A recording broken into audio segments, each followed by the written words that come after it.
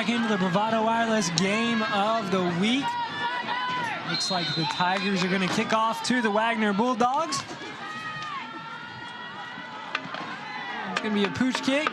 Be taken at the 35 and ran out of bounds right there. It looks like, as you can kind of see, there's a little bit of mud over there. So the return man that time is Chase Nanny, and he's trying to avoid a little bit of mud on the sidelines. Hey, the thing about the mud right now, and most people know this, but once you get it into your cleats, you can't really cut as well because the mud is stuck up in there. You can't really, dig your cleats into the turf or the field, so to speak. So that's a smart move by him, in my opinion.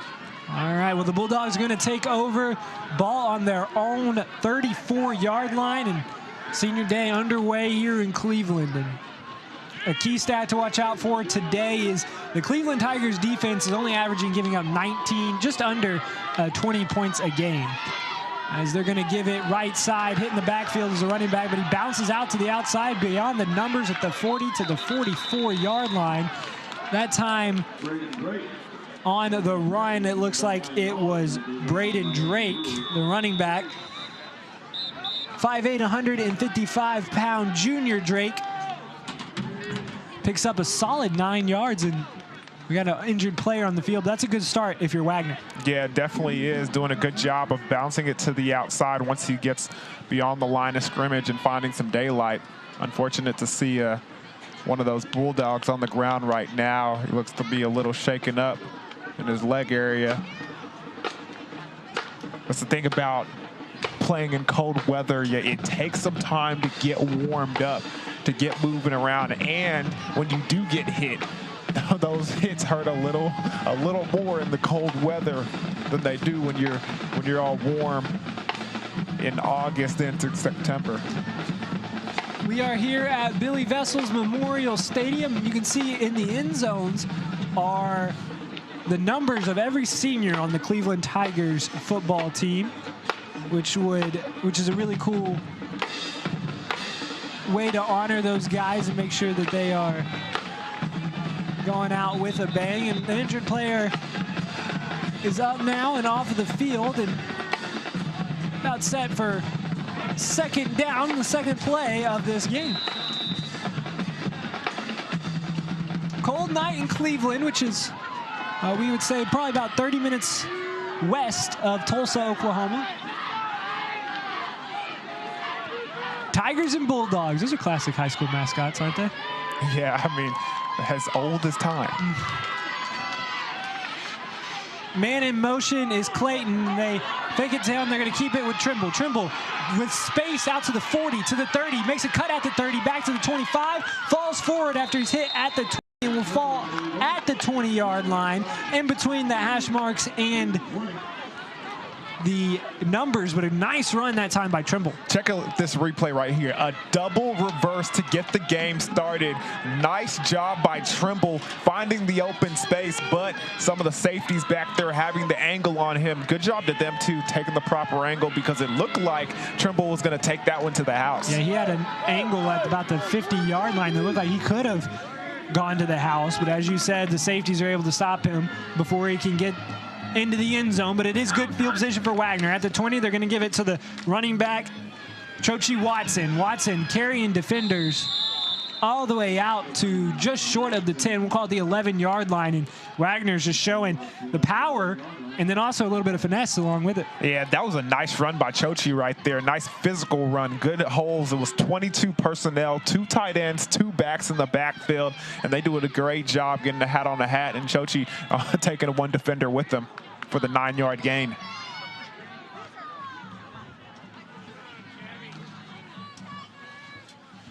Chochi back there again, and they're going to give it to him. He's running off left tackle, and this time he's going to be brought down in the backfield. Great penetration there by Cleveland to bring Watson up short, and it's going to bring up third down. That's a good description of it right there. Great penetration. The defensive line was sitting in the backfield before Chochi even had the ball in his hands. Good stop by them in the red zone. Isaac Smith looks to be running. Is that Isaac Smith or is that Chase Nanny? I'm trying to figure out who they got as quarterback, and I don't think it's either one of them. It's Sawyer Jones, pardon me. the numbers are hard to see from up here. Sawyer Jones is running the quarterback. He's getting Chochi Watson and the pistol behind him. One wide receiver out wide, and they send him in motion. That's Trimble. They give it to Watson. Watson runs off tackle, bounces off of a tackle. It's going to be run just short of out of bounds. Did they bring him down? No whistle yet, and they say he got into the end zone. Great effort by Watson to put the Bulldogs on the board. And that's all want to right there. Just refusing to go down and break the pylon. Take a look at this replay one more time. He finally gets to the outside. Watch him put his hands in the dirt. Continue to keep up and watch the balance as he walks in and fights his way into the end zone. Watson with the run, and we're going to have to see what the Bulldogs decide to do. It looks like they're going to come in now after starting out wide. They're going to kick the extra point. We'll see if it goes through. But with 9:37 left to go in the first quarter, the Bulldogs have the early lead. Just doing a good job of running the ball that whole drive and being physical doing it.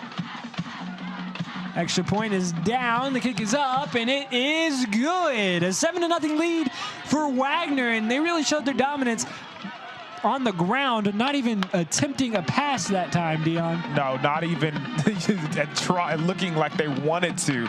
The offensive line doing a good job of getting in front of their defenders, except for one play on that second down that they get beat and get some penetration. But other than that, nice physical running, a little trickeration too with the double reverse to kind of get them into the red zone. But Chochi doing his thing there on that drive, and the determination just to get inside the end zone on the touchdown was very impressive. Yeah, Chochi Watson, 5'10", 205-pound junior. He's got that stocky build that it's going to be hard to handle all game. Anytime you see a running back that's not wearing gloves and it's not raining, watch out, because that dude means business. So the glove meter, huh? That's the telltale sign? That's the dude you don't want to tackle. He's also not wearing sleeves when it's 40 degrees outside. Well, Wagner's going to kick it away, and Cleveland's going to field it at the 7-yard line. They're going to take it left out to the 15, to the 20, to the 25, hit at the 25, bounces off a tackler, gets out to the 34-yard line. That's a really good return right there. Good job blocking. You can see he runs over there to that wall, has some space and some daylight, makes the guy miss, and is only tracked down from behind. And nice little return. On senior day, the senior Jacob Schwenker gives the Tigers great field position, and that's a great way to start off this drive for Cleveland that kind of needs to answer Wagner's first drive where they put up 7 points. They're going to go empty backfield, send a man in motion, fake it. They're going to keep it with the quarterback, who is was hit in the backfield. Now is going to be brought down behind the line of scrimmage. Quarterback today for Cleveland is going to be Ben Ward, Jr. He's also a defensive back. See, Class 4A guys are still playing both ways. It's a good job by the defensive end right there. Jesse Fair looks like he was the first one back there to get some penetration. 5 wide receivers once again for Cleveland. They elected to run it. They're going to call it no gain. Send the man in motion, fake it. And now it's going to be a fake pass as well. QB draw up the middle past the 40. It's about the 43-yard line. That time, Ben Ward is able to keep it and get some yardage. And I don't think that was a QB draw. I think the quarterback looked up and didn't see what he liked and saw all the penetration in the backfield, decided to tuck it and run. And it was a good decision on his part, making it a very manageable 3rd down for this Cleveland Tigers ball club. Once again, the Tigers empty set. Plenty of options here on 3rd down and 3. Ward in the gun, gets the snap, looks right. Now he's going to tuck it and run, tries to make a man miss, but he's going to be hit in the backfield.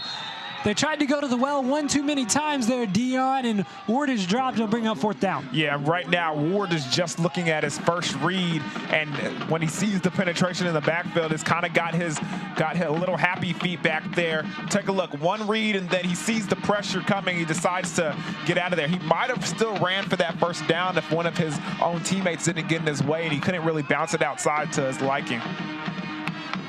Is that credit to the defensive line or the secondary making Ward only go through one read before he tucks it? Oh, definitely the defensive line right now. They're getting tremendous penetration. The punt is away. It hits at the 38-yard line. It'll trickle even farther into Tiger territories. It's picked up at the 28. Nice 10-yard roll. That's where Wagner will take over, but if Wagner has the success they did on that first drive, it doesn't really matter where they take over. Yeah, I mean, without passing the football, they were very dominant on that first drive. See what they roll out here on their next possession. The defense does a good job of getting a 3 and out.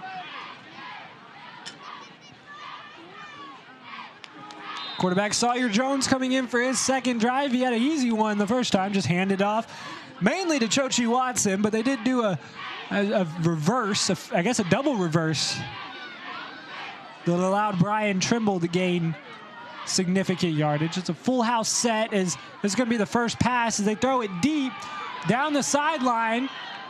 Incomplete. It looked like the quarterback Jones there just out through his intended target. Yeah, that was a good job on the outside there. It looks like number 18 for the Tigers was back there playing the cornerback position.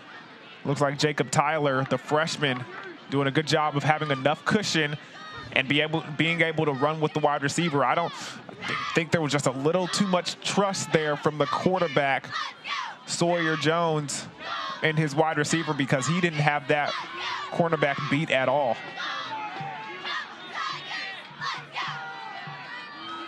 Jones in the gun. They're going to give it to the running back. This time is Braden Drake. Drake going to be corralled a few yards past the line of scrimmage. They'll call it a gain of 3. Doesn't bring up third down, and we'll call it medium. That's a good job by this Tigers defense, stretching the play, keeping contained, and not letting Drake bounce it outside like he wanted to do originally. Drake looks to be the speed back that Wagner is going to use today. He's a junior as well, 5'8", 155 pounds compared to Chochi Watson, who's 5'10", 205. He's got 50 pounds on him. Kind of thunder and lightning combination there. Wide receiver and 2 tight ends set for Wagner, and they're going to call a timeout. Didn't like what they were seeing on a 3rd down and 7, and as they take a timeout, we'll take one with them. 6:31 left to go. First quarter, 7-0, the score in favor of the visiting Wagner Bulldogs.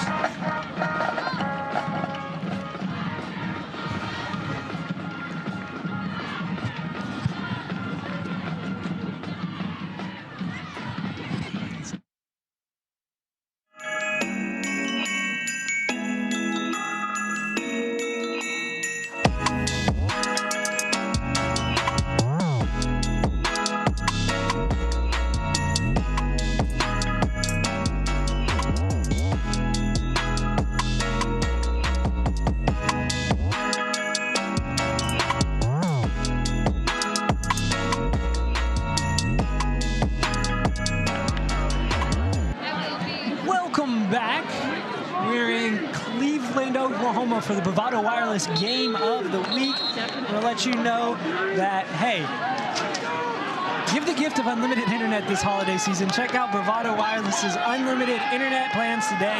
You can get $99 off a brand new router. 3rd down and 7. Wagner's going to throw as the quarterback Jones rolls to his left. He's got a man wide open. Caught at the 40 and brought down at the 35.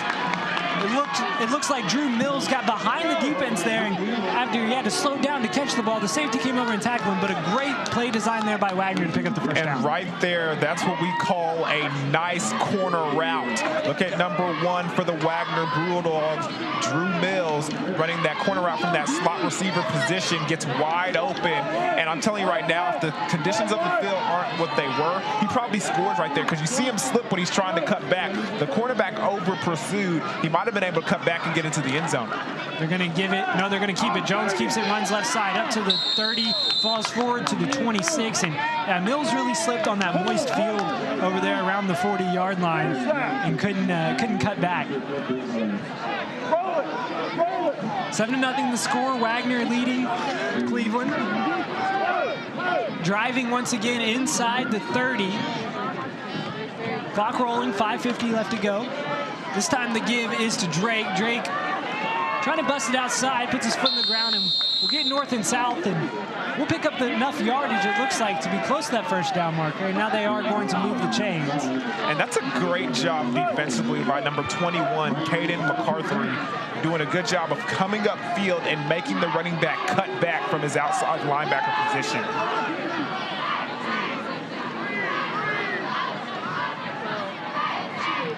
Drake beside the quarterback Jones, and Jones going to throw over here to Mills.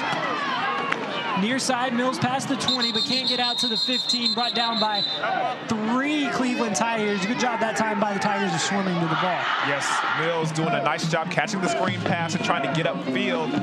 Watch this cornerback right here, number 83, does a good job. You see how he keeps that outside arm free, keeping contained and allowing his teammate to come up and make the play. Good job by Gabe Martinez. Mills, a senior for Wagner, has been involved a lot on this drive, and we haven't seen Watson yet. Jones looks to the sideline and now gets the call and tells it to his team. 2 wide receivers spread out to either side. They're going to throw the same pass over here to the right. Caught at the 20.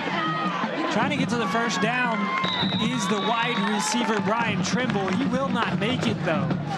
Bring up there down and short, but looks like Wagner, after pounding him with the run on the first drive of the game, is kind of trying to see if they can spread out Cleveland on the second drive. That's a nice job by Hamilton, cornerback on the outside over there, defeating the block and making a tackle on the screen pass. 3rd down and short. Drake is still in the game at running back. Jones is in the gun. 2 wide receivers split out to either side. They fake it to Drake. They're going to keep it with Jones, and Jones hit the backfield. It looked like Jones wasn't committed to the run, and Cleveland stops him short of the first down. Zone read play, and he does not look like he wanted to, press forward. He very timid run right there. Look at this, indecisive, and he sees a host of Tigers in the backfield, and now I know why he was a little hesitant about putting his head down there and trying to get that first down. Yeah, he saw the Red Sea, but unlike Moses, it didn't split. It didn't part at all. 3:30 left to go, first quarter, 7-0 Wagners. Got a 4th down, ball on the 16-yard line. They need to get to the 14, so 2 yards to go on 4th and 2. They bring in that full house set, and they're going to call their second timeout of the half. You can't take them with you to the locker room, so they're going to call it. 2:44 left to go. First quarter, 7-0. Wagner, and what have you seen from the Bulldogs on these 2 drives, Dion, that have made them so successful? Well, right now, you can kind of see that the coaching staff and mainly head coach Del Condit not happy about spending his second timeout with only 3 minutes and 19 seconds left in the first quarter. So that's what I see right now that's caught my attention. But physically, they are doing a great job running the football downhill. They are executing. Right now, they found themselves in a little bit of a hole. I was gonna, thinking that Coach Condit would go ahead and kick the field goal here. They have a very good place kicker on their team. But right now, it seems like they're going to trust their offensive line and go for it here on 4th and short. This seems like Chochi Watson time to me, if you can bring him into the game. It kind of seems like they're splitting drives, but let's see if they, put him into the game. It looks like number 8 for the Wagner Bulldogs, Drake, is going to come back out. But I was with you. It looks like Chochi would be the best back for the job here, but he's going to stay on the sideline. Got the full house set. Running back to either side and running back behind the quarterback Jones. They send a man in motion to the right side. The give is to Drake, runs right side, breaks a few tackles, and is going to pick up the first down. Drake's still on his feet, keeps him turning inside the 10-yard line. And that's just power on power, and that time the Bulldogs come through. Well, you knew they were going to go to that side as soon as they motioned the running back Mills over there. And look at the determination by Drake as he tries to rip defenders off of his arm and plunge forward for the first down.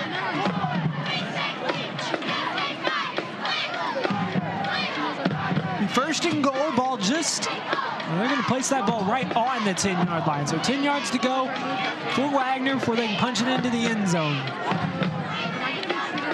You come out in the same formation. This time they're going to give it to the running back to Jones's right. He's going to be bottled up inside. Gain of 1. That's a good job by the Tigers defense of standing strong and not letting that offensive line for Wagner push them around. And Nunu Clayton was the running back, 6 foot, 225-pound junior. Had a lot of yardage. We do give him 1, brings up second down and 9 from the 9-yard line. Same formation. This time they're going to throw. They go to the back of the corner. Ball up in the air, and it is caught. Was he inbounds? He was inbounds, and there is a flag on the play. It's going to be interesting to see what they call here because it didn't look like offensive pass interference. Didn't really doesn't look like the Wagner Bulldogs are celebrating. Hold on. Chase Nanny was the intended target that came down with the ball in the end zone. And what did they call right there? Did it look like offensive holding? Oh, no, pass interference on the offense. Let's take a look at the replay right now. Ball's in the air. It would have had to have been before right then, I'm guessing. It had to have been because I didn't see too much. Watch this right here. There was a slight push off, but I think that defensive back sold it right there. That's a good acting job right there on the outside by number 10, Hamilton. Soft defensive back doing a good job of selling the pass interference. Shane Hamilton needs to go find himself a part in the play, Hamilton, because he sold that. The junior quarterback slash defensive back. He was able to help out his team there, and that takes the score off of the board. Hey, that's a 10. That's a 10? That's a 10. Hey, give the 10 to Hamilton because he deserves it. Run a 13 back to 10 route on the right side as Jones is rolling right. Pass intended for Nanny once again falls incomplete. Third down and 24 from the 24. You got to get this one into the end zone in 2 downs, Dion. Yeah, and I'm surprised right now that this Wagner offense is going away from running the football. There's 2 pass plays in a row right now. I understand, you know, trying to put your wide receiver in a very, you know, capable situation with an undersized defensive back, but right now it seems like they're throwing the ball around a little too much and trying to get a little too cute with it. They need to continue on the offensive attack of rushing the football and playing physical. Drake is in the pistol formation behind Jones, the quarterback. Jones drops back. He's going to roll to his right now. He's going to have to throw it up in the air. He got a man in the back of the end zone. Complete. Inbounds. Touchdown, Wagner. Great job that time by Jones to extend the play. And then the man just got behind the the Cleveland defense. It looks like that's Jaden Snyder. And Snyder comes up with the big reception for the Bulldogs. And right now, it's something that's always coached by the defensive back. Cover, stay cover. You know, the quarterback does a good job of extending the play, getting out of the pocket, allowing his receivers to work, and Snyder does a great job of continuing to go deep. He finds him in the back of the pylon, and a nice completion for a touchdown as Snyder goes in to also knock in the extra point. And Snyder scores on his last regular season game of his career. The snap is bobbled. Jones is going to roll out to his right. He's going to throw it to the kicker. He tries to make a man miss, but no good. That was not a design two-point conversion there and a fake extra point. As the snap was bobbled by Jones. We took another look at Jones's touchdown. They fake the run and then running to his right. Jones throws it up, but he's got a man behind the defense. And that's a nice job by number 15 of drifting back and of giving your quarterback somewhere to throw the football, helping him out, and he helps himself to a touchdown. And Snyder gets his feet in, and look at this Bravado wireless replay. In the back of the end zone. Easy pitch and catch there if you're Wagner. You like to see that. And don't like to see the fact that the extra point was bobbled and you did not get an opportunity to extend this to a 14-0 lead. But they will take the touchdown as they lead 13-0. 2:14 left to go first quarter.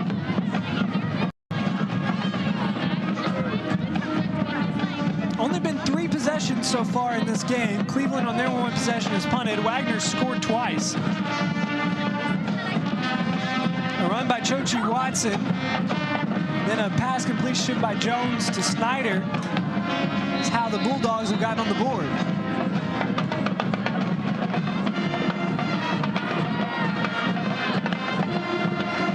Kicks away, and it's a pretty good one. It's going to be taken at the 5. once again by Schwinker. Flag on the play. Schwinker cuts it up to the 30, to the 35-yard line is where he's chased out of bounds.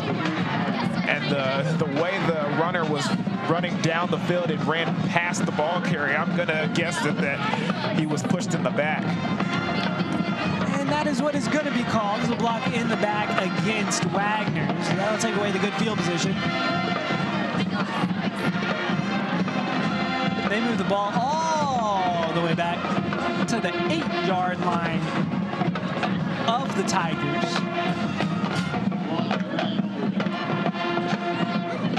So from the first drive, Cleveland likes to space it out.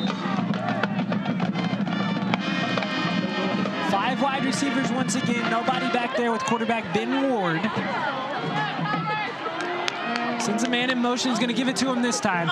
On the end around, hit in the backfield, keeps his feet though, and turns all the way to the 10-yard line. On the carry that time was Asher Brewer, but still not doing a lot trying to run east and west, Dion. Yeah, nice job by the linebacker, number 21, Trey Hughes, holding on for dear life in that situation as he runs over, makes the tackle. The ball carrier almost breaking away, but he holds on, and his teammates come over and help him out. They'll give him 1 yard. Brings up 2nd and 9, and Ward is going to throw this one on the run, and it's low, right at the shoe tops of once again Brewer, but it looks like Ward's not very comfortable in the pocket right now. Yeah, I mean, right now the penetration is really getting to him. I mean, he has a lot of options with that empty formation, 5 wide receivers, and he just can't seem to, decipher where to go with that ball, and doesn't have enough time to make a decision. With all those wide receivers spread out, though, it does give the opportunity for a team like Wagner to be able to blitz and make Ward uncomfortable. And now you see they've kind of adjusted and put a man in the backfield. You can see those defensive linemen just moving around, not allowing that offensive line to be able to count up who they got or who they're trying to block. Very much confusing them right now. They're going to have to get things figured out here in this timeout. Cleveland takes a timeout, and we will too. 13-0 the score with 1:17 left to go in the first quarter. The Wagner Bulldogs on top of the Cleveland Tigers. You are called to be bold. You have a right to the best wireless service, high-speed internet, and customer service at a price you can feel good about. At Bravado Wireless, we know this, and that's why we put you and your community first. We are owned and operated right here in Eastern Oklahoma. We live where you live. We proudly connect you to your family, friends, and business partners wherever they are. Dallas, Seattle, Taipei, Toronto, and anywhere else in the world. We are Bravado Wireless. We believe in the power of connection.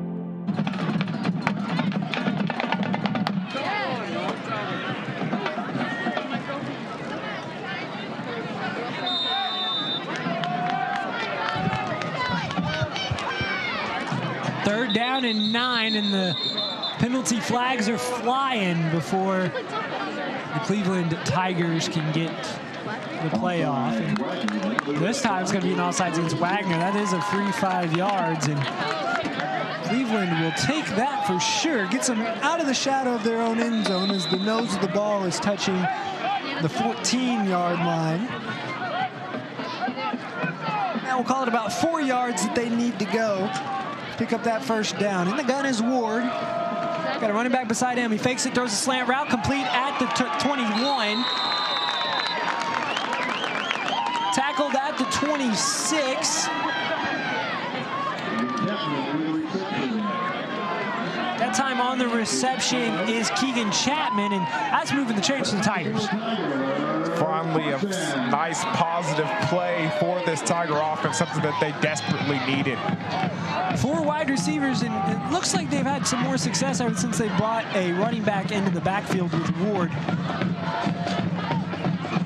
Ward points to a blitzing cornerback, a defensive end, and it's going to be picked off. Ward was pressured, picked off at the 30, to the 20, to the 10, carrying defenders to the 5.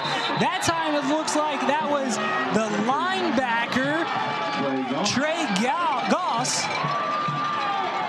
And it was a nice interception by Goss right there, just sitting in the middle. You see, it looks like an all-out blitz, but there's one defender sitting in the middle in that man-to-man defense, spying the quarterback, and he's able to jump into the window and make a nice grab and take this ball all the way down to the 5-yard line for this Wagner offense. That was a great job by Goss just to kind of play rover there in the middle of the field. And Wagner brought the pressure that time. They weren't going to let Ward stay back and be comfortable. He's able to complete a few passes when he's comfortable back there. But as you see so far in this game, when they put some pressure on him, his passes aren't the most accurate. Under center this time is Jones. They fake the handoff. He's got as many options as he wants. He picks Chase Nanny, the wide receiver, for the touchdown, but he had about 3 other guys that were wide open there on the fake. Yeah, he really did. He had his, pick of the litter, so to speak, and he went ahead and chose number 12 for the Wagner Bulldogs, Chase Nanny. And Nanny gets in, and 19-0 is the score now. We'll have to see if Wagner elects to kick the extra point or go for 2. Right now they're staying in this formation. As Jones kicks away the tee, they're going to go for 2. They send a man in motion. Jones running for his life. Out about the 25, just throws this one away. It didn't even make it back to the line of scrimmage, but you ever see that Colts fake punt? When they did that, Dion, it was probably about 2 years ago. That's what this reminds me of. So we're going to take another look at the touchdown and see they faked it to the running back, and Jones, he has his pick of whoever he wants. There's 3 Wagner Bulldogs there and only 1 Tiger to defend. Yeah, just a nice simple bootleg. Defensive end is a little confused. Supposed to go with the quarterback and press him up the field, apply some pressure, but he's all by himself. But just a great play action and a great touchdown for the Wagner Bulldogs. Yeah, but the play I was referencing is, I think it was the Colts. I can't remember if they were playing the Patriots or they decided to run a fake punt with, they did that spread out swinging gate formation, except for the punter ran up under center, and with 3 Patriots right around the center, they decided they were going to take it themselves. So 3 Patriots and only 1 blocker. The punter decided he was just going to take it himself. Didn't work out very well. The numbers weren't there for the Tigers as they tried that, or pardon me, for the Bulldogs as they tried that fake punt there. All the linemen were over to the side. The problem was there was no skill players over there, and that doesn't normally bode well when you don't have any linemen. Yeah, and instead of going over there and putting numbers with the linemen, they decide we're just going to rush the passer, and he had nowhere to throw the football. He did not. It is a touchdown. They take advantage of great field position off of the turnover. There's 19-0 Bulldogs. This one's taken at the 10 once again by Schwenker, and Schwenker's got us some space, brought down and and by the numbers really at the 44-yard line of Schwenker, and some guys are trying to avoid the mud puddle that is the sideline of Cleveland, and Schwenker is down on the ground. He's coming up slow. They're going to help him to the sideline, but great field position for the Tigers, and they need an answer, Dion. They certainly do. This game is getting a little out of hand right now with 3 possessions for the offense and 3 scores. If they continue on this track, it's not going to be pretty. Ball right in the middle of the 45-yard line on the right hash. 5 wide receivers, 4 to the far side of the screen as Ward is in the gun. Brings a man in motion. They're going to fake it to him. Ward's going to try and keep it himself. Tiptoeing through some defenders. He'll get back out to the line of scrimmage. No running lanes and not anywhere for Ward to go.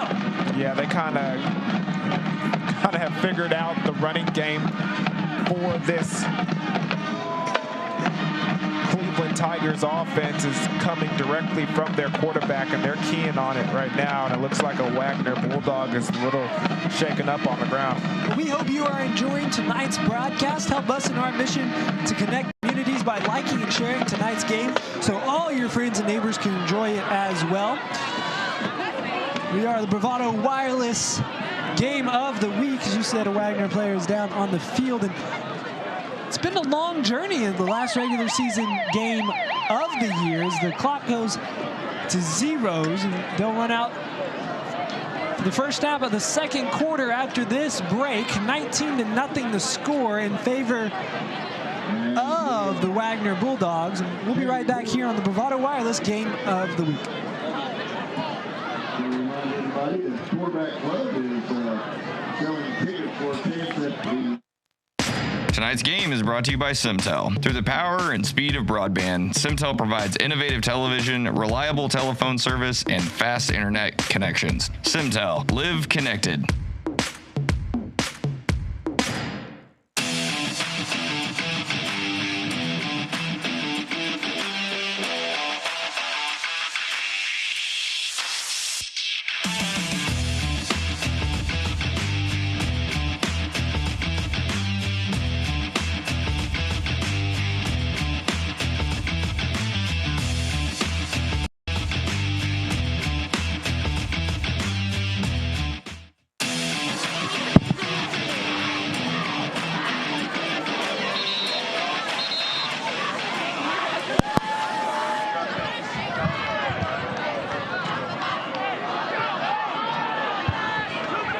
Start of the second quarter here from Cleveland, Oklahoma, and the Cleveland Tigers need to find themselves an answer. They might find themselves out of this game. 19-0 the score in favor of Wagner. Ward rolls to his left, looks in the flat. Throw is incomplete. It was intended, looks like that time, for Chapman. And there must have been some kind of miscommunication right there, because you had two wide receivers in the same area, and normally they don't draw it up like that. Chapman and Jackson were right next to each other, and as you say, that's not ideal. Third down and long, we'll call it 10. Cleveland Tigers, they're going to run it up the middle, and a nice run that time as they get out to the 50. Past the 50 now into Wagner territory, but still not enough for a first down. Brings up 4th down and 5. That time on the run was Asher Brewer. Brewer picks up 5, and the offense stays on the field for the Tigers. Let's see, they tried to draw Wagner off sides, and defensive end on the near side of the field was close to jumping off. Got back though.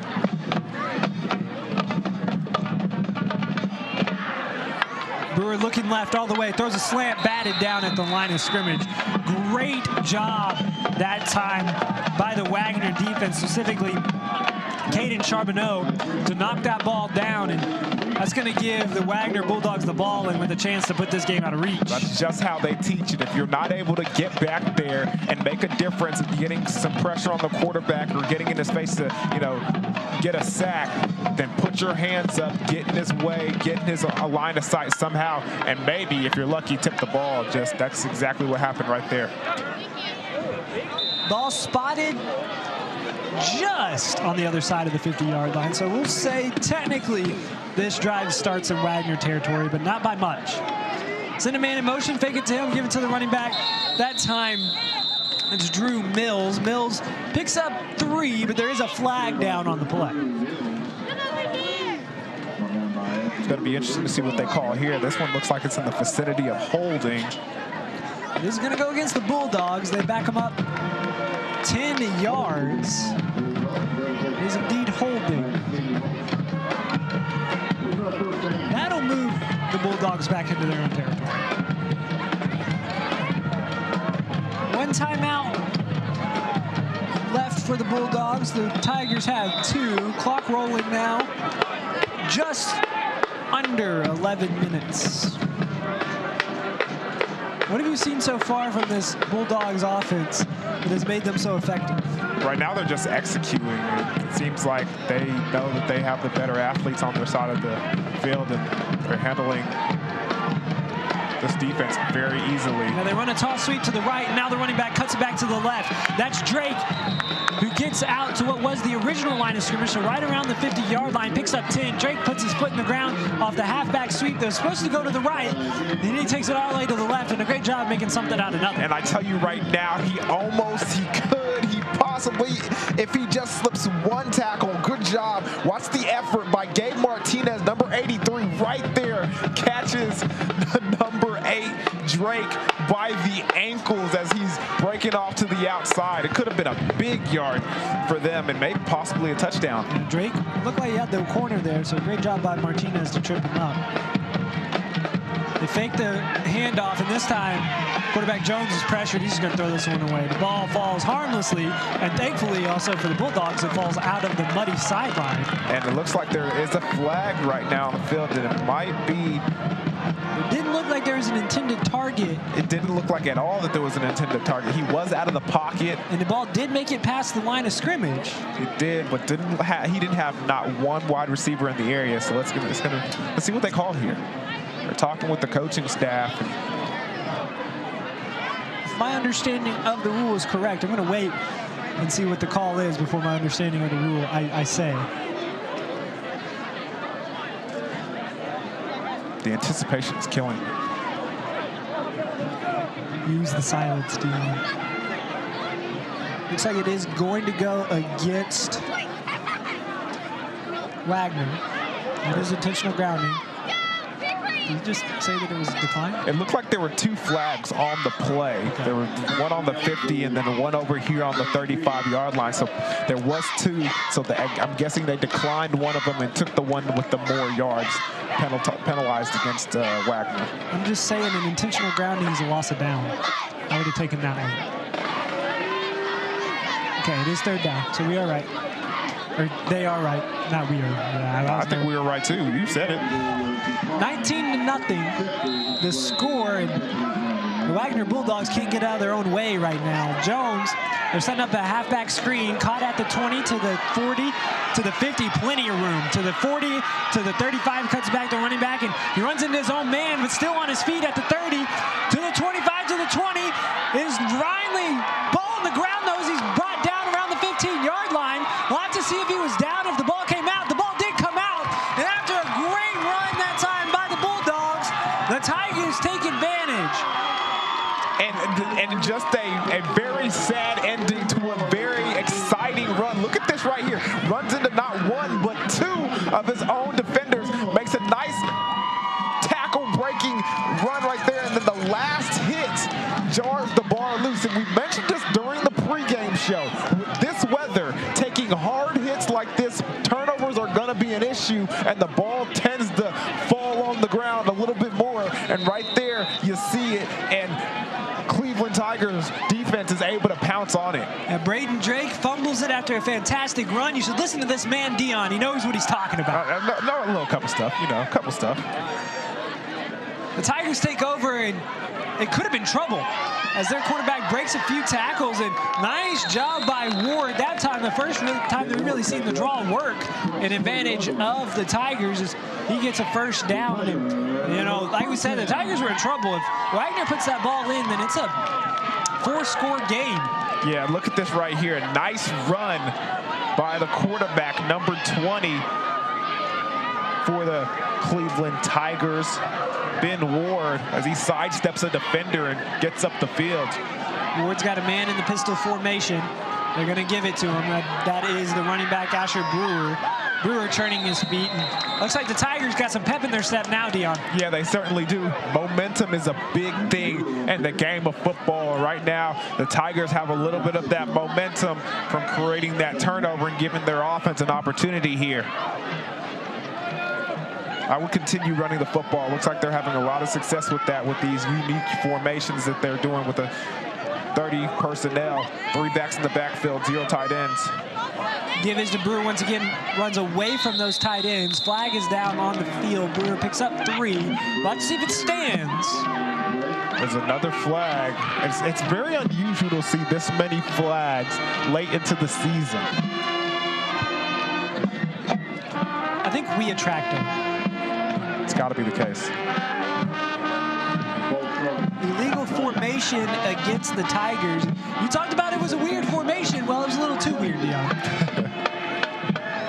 They did have a back in the backfield, and they had 2 up backs on the same side behind the line of scrimmage. So that's where you get the 30 personnel, 3 backs in the backfield. It didn't look like they had a tight end on the line of scrimmage, so 30 personnel. It looks like they're in it once again. Just make sure everybody's on the line of scrimmage is supposed to be. No flag this time. Brewer winds up, throws, caught at the 40 to the 50, into Bulldog territory that time is Tristan Jackson. Great job going up and high pointing that ball, bringing it down and moving the Tigers down the field. And you can say that again. That was a catch. He snatched that ball out of the air, tucked it away, and knew the hit was coming. Look at the safety roll over the top. Look at him. He snatches the ball, tucks it away, knows the hit's coming out of the corner of his eyes, and still protects the football and gets down. Ward looking to capitalize. As he hands it off this time to Brewer, and he's brought down in the backfield. It actually looks like, thanks to some second effort by Brewer, he'll get back to the original line of scrimmage. But a great job, once again, by Tristan Jackson to come down with that ball. And that's not easy here when it's so cold out. Yeah, take another look at it. Jesse Fair making the nice tackle there on that last play. This is the play before, making a big completion. 2 wide receivers to either side of the field. Once again, going with that 30 personnel as Ward points out a linebacker. 3-step drop for Ward, pump fakes, goes deep. Looking for Jackson once again, tries to cut inside of his defender, and that time Ward didn't lead his wide receiver. He got through it inside, and it was really close to offensive pass interference. As you see, the Bulldogs want offensive pass interference. And that was a nice play. Wide receiver Tristan Jackson does come around and make a play on the ball, and he doesn't make the completion, but he keeps the ball out of the defender's hand, which could almost have been an easy interception.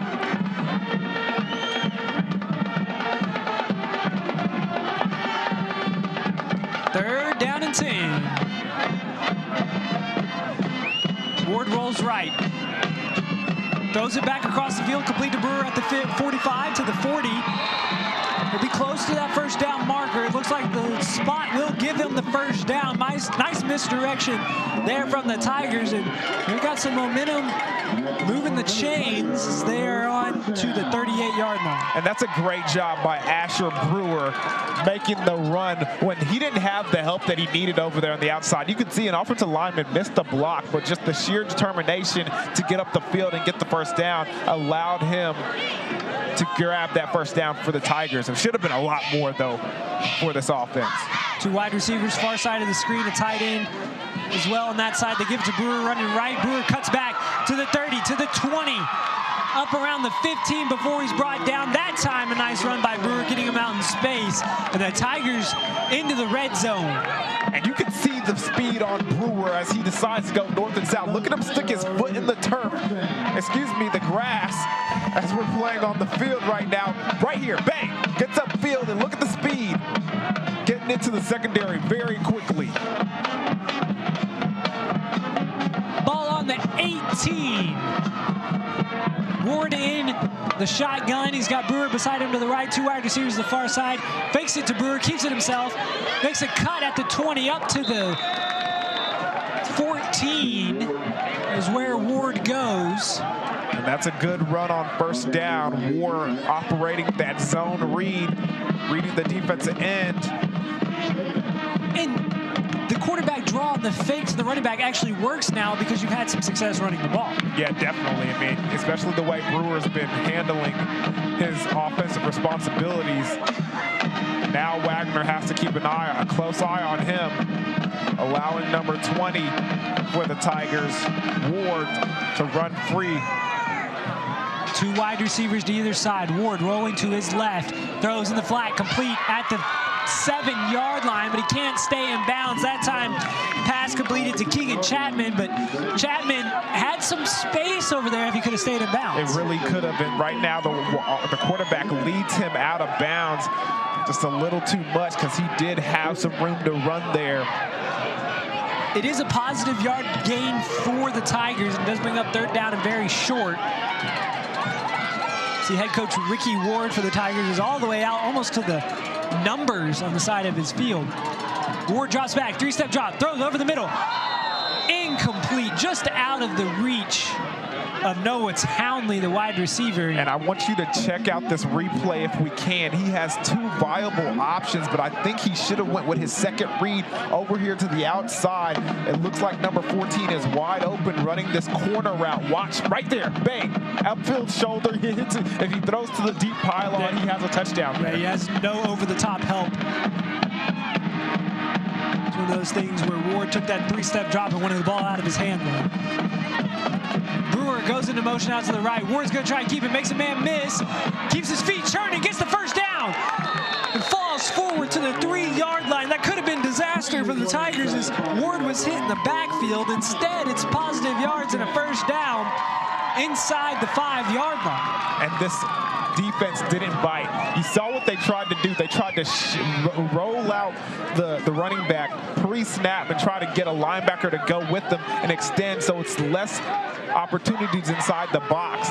Did not work, but still the athleticism of Ward makes a move in the backfield and continues to turn his feet and go forward and pick up that first down. And you see the tight end that the Tigers brought in doesn't look like your normal tight end. That's Caden Hanna, the senior offensive lineman. They're bringing in an extra blocker, and Brewer utilizes that extra blocker, but it's going to be brought down just short of the goal line.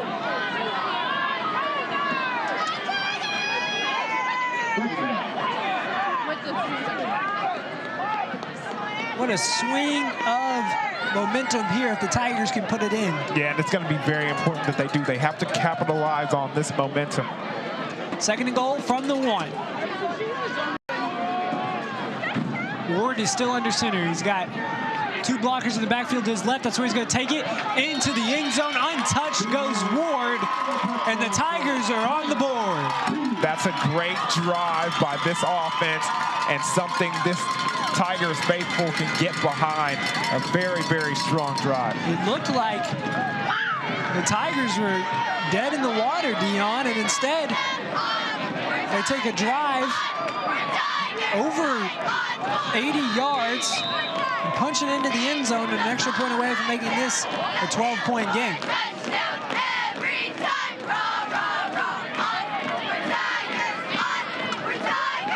Brewer, the running back, is also the kicker.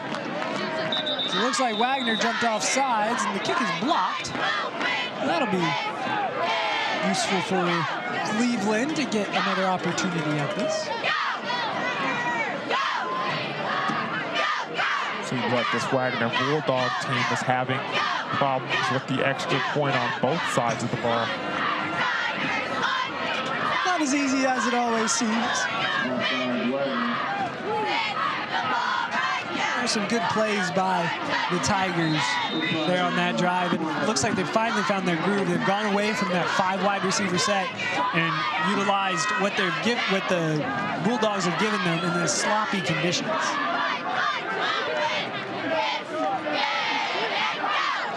Extra point is up, and it sails wide left. Extra point can't go through the uprights, but it is 19-6 as the Tigers take advantage of a turnover and punch it in for 6. Yeah, just a good job by this Tiger offense of getting on the board, finding a way to get inside the end zone and being physical when they needed to be. Earlier in this first quarter, it seemed like this Wagner Bulldog team was taking it to the Tigers and being more physical and handling the elements a lot better than they did. Right now, it seems like the Tigers have found a way to muster up some courage and be physical as well. Now, under 5 minutes left to go, if you're the Tigers right here, it would be huge to come up with a stop and not let Wagner get any of that momentum back right before the half. Yeah, you're going to see the Tigers try and get 3 and out and get their offense back on the field so they can cut this lead even more. But I would imagine that 4-minute offense for Wagner, coming into play. Let's see how well they execute it, though. 19-6. It's not a normal football score. 13-point advantage for the Bulldogs. Both officials have counted 11 men on each side. They blow the whistle. Ball on the 40-yard line, and it is kicked end over end to the 30. Taken right inside the hash marks there. Bounce now into the middle of the field. Now out to the left hash marks. Now he cuts back to the right. He's got out, make Yes, and he does. To the 50, to the 40, to the 30. Stays on his feet somehow and is bounced outside the 25-yard line. That's Kean Hine. No, pardon me. That's Jamin Davis for Wagner. Davis with a fantastic run, and that's exactly what the Tigers didn't want. Watch him elude so many tacklers right here and be so creative with the ball in his hands. Right here, knowing that the field isn't in the conditions that you want, he does a good job of gathering his feet, stopping and making a cut. The defender not doing so well at it himself and getting up the field. If only he was a little bit more patient, his blockers to get in front of him a little bit. Thought he could have got some more yards and possibly found himself into the end zone. Hey, nobody brought down Davis on that play, though. He did. We had to be run out of bounds. He just ran out of field. All right, a sweep this time for the Bulldogs. He's out to the 15. That time is Jaden Snyder. Snyder with a fantastic run. He's going to pick up a first down, or at least be close to that first down marker. They do move the chains now, and the Bulldogs, one play, are inside the 15-yard line. Yeah, easy come, easy go. Good job by Snyder getting up the field and picking up some positive yardage for the Bulldogs. Having some success with that jet sweep motion. Wagner started out the game running it with the running back they have in now, Chochi Watson. Watson in the pistol formation behind Jones. They fake it to him, throw it out in the flat, and that is incomplete, intended for Isaac Smith. And Smith just a little bit of alligator arms there. Yeah, it's a bootleg pass. They're throwing it to the tight end, and see the no gloves on his hand. Maybe this time it was a negative. Whoa, whoa, whoa. I was told that's always a positive. I said watch out for the running back with no gloves. I didn't say anything about the tight end with no gloves. What about a safety with gloves? What does that mean? If he has the tape around his fingers, Ronnie Lott style, watch out. You heard it here first, ladies and gentlemen. Wagner in the white tops, black pants. The give this time is to Watson. Makes a man miss in the backfield, turning his feet to the 5, falls forward to the 3. That is a tough man to bring down. Watson's going to be just short of the yard to gain. And Wagner missed him last drive. I guess they didn't, as Drake took it all the way down to 10 before he fumbled. But that looks like right now a man among boys. Yeah, it just looks like he looks for contact whenever he gets the ball in his hands. Mr. Watson doing it with brute force. Wagner looking to seize the momentum back from Cleveland. Give Watson, left side. Ball on the ground. The referee says that he is down. It was recovered by Wagner anyway, but he is down just short of the goal line, but he did pick up a first down. Take a look at the replay. Good job by the offensive line picking up some blocks. That ball squirted out pretty late. Good call by the refs. Take another look at the Bravado Wireless replay. Watson, full speed ahead. Couldn't quite punch it in on that drive. We'll see what the Bulldogs dial up on first down and 1 yard to go for a touchdown. Under center, they give it on an end around to the fullback who's not going anywhere. That's a good job by the cornerback, Gabe Martinez, sniffing that out. Coming up and making a play. Drew Mills, so they tried to give it to on an end around, but it didn't pan out. No gain. Second down and 1. Okay, we're calling it balls on the 2. Not very much. Jones in the gun, sends a man to the left side. They're going to give it to Watson. Plenty of blockers. Watson on his feet, rolls into the end zone for a touchdown. Bulldogs now lead 25-6, and 2 of those scores can be credited to the junior Chochi Watson. And you can see the physicalness that he gets into that end zone with. He almost runs over his own teammate as he gets in there, and just a nice, easy drive for this Bulldog offense as they start with great field position and finish it off strong. A great response by the Bulldogs to punch it into the end zone. The extra point is up, and this one goes through the uprights, no problem. 26-6, a 20-point advantage for Wagner over Cleveland. Just right up the middle, Dion. And when you have that man Watson, why would you do anything different? I wouldn't. Powered ahead. He almost taken out his own teammate. He was determined to get in the end zone after being denied on the previous, I guess, 2 plays before that one. Wagner answers, and their 4-minute offense only took 2 minutes, Dion, so Cleveland will get an opportunity to run their 2-minute offense. See if they can answer the Wagner score with one of their own.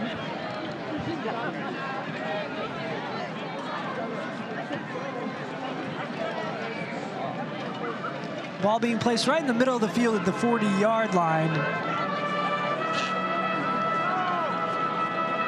How do you respond if you're Cleveland after coming out with a huge momentum play, getting yourself right back in the game, and then having Wagner come back and score a touchdown? Well, honestly, it's something that's going to have to be talked about in the locker room, making some kind of adjustments defensively to slow down this Wagner Bulldog team. But on offense, you got to focus on getting some points and very quickly, especially in the 2-minute drill. Taken at the 5-yard line by Townley. This time, nothing doing for the return men of the Tigers. Ball be put at the 23. 2 minutes and 21 seconds left to go in the first half. It's been an active first half for sure. 4 touchdowns by Wagner, 1 for Cleveland. It looked like Wagner was going to run away with this game before they fumbled on the Cleveland 10-yard line. Cleveland put together an over 80-yard drive, punched it into the end zone. Wagner answered with a touchdown of their own. That's where we stand, 26-6. The give up the middle to Brewer. Flag comes in late as Brewer is driven back behind the line of scrimmage. It looks like there was a flag thrown. Looked like they might have suggested face mask. Be holding. Holding coming from that side of the line, I guess isn't uncommon, but it's not normal. Penalty's going to be declined. 2nd down. Say no gain on the play, so 2nd down and 10. Clock will wind on the official's whistle. There it is. Clock should wind. Unless they call the timeout. 3 wide receivers near side. Fake it, throw a slant route, and it is batted down. Great job once again by the Bulldogs defensive line to get their hands up. And 2nd time that has happened today. Yeah, you can tell those guys are well coached in the trenches. Look at them showing off the vertical, getting up in the air, making a play. Big number 54. That was right in the hands of Gabe Goodnight. I'll let you have this one. No, you wanted to say it.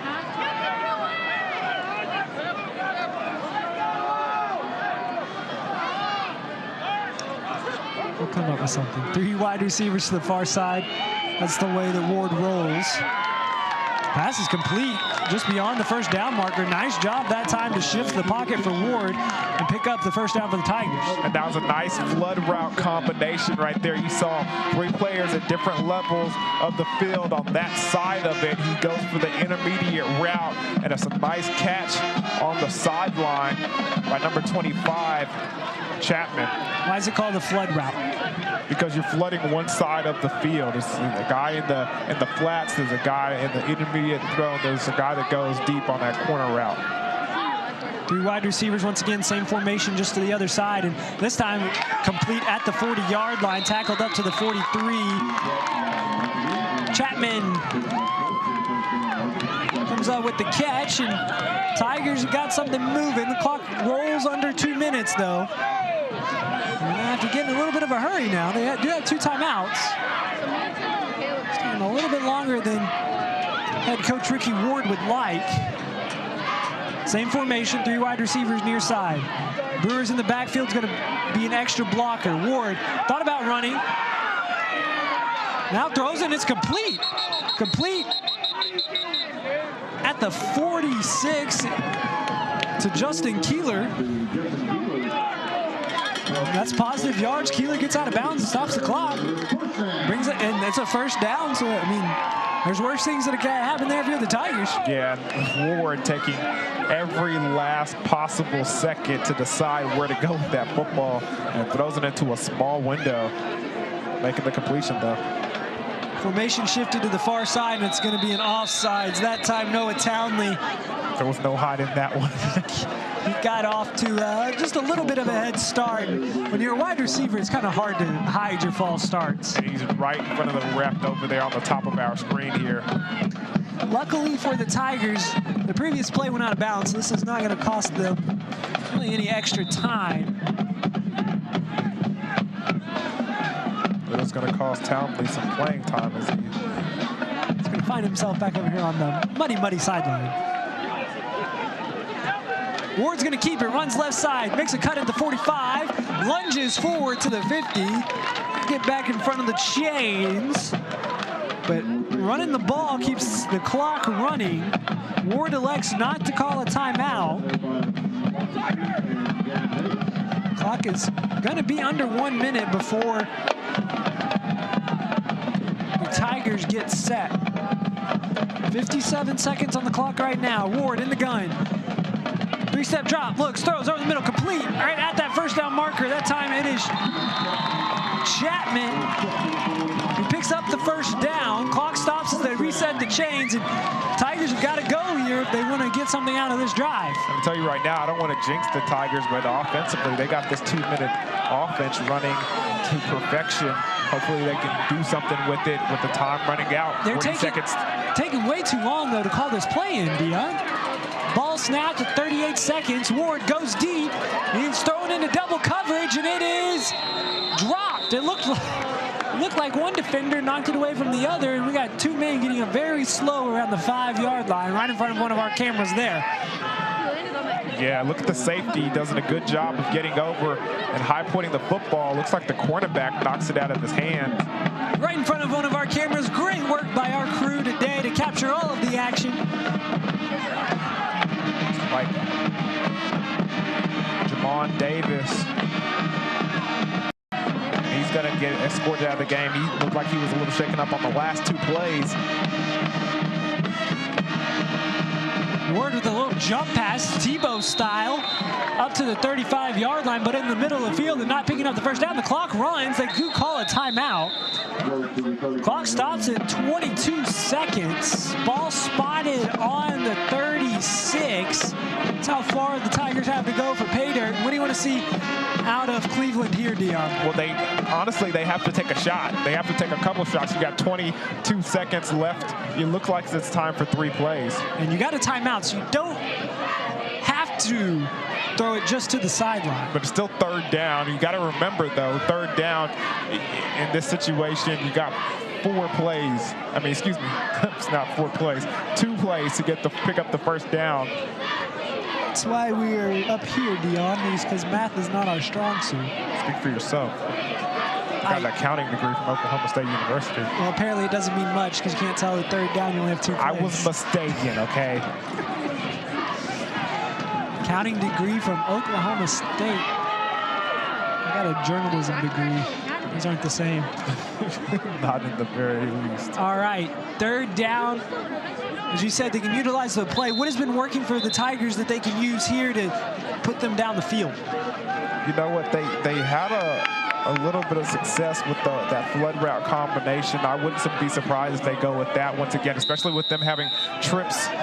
And trips 3x1, you can see the trips receivers on the top of your screen there. Yeah, and if they've been having success rolling Ward to the far side of the field as well. This time Ward is going to step into the pocket, is going to take the sack, and I wouldn't be surprised if no, they're going to call a timeout. I was going to say maybe that they try and let the clock just run all the way down and just call one last play.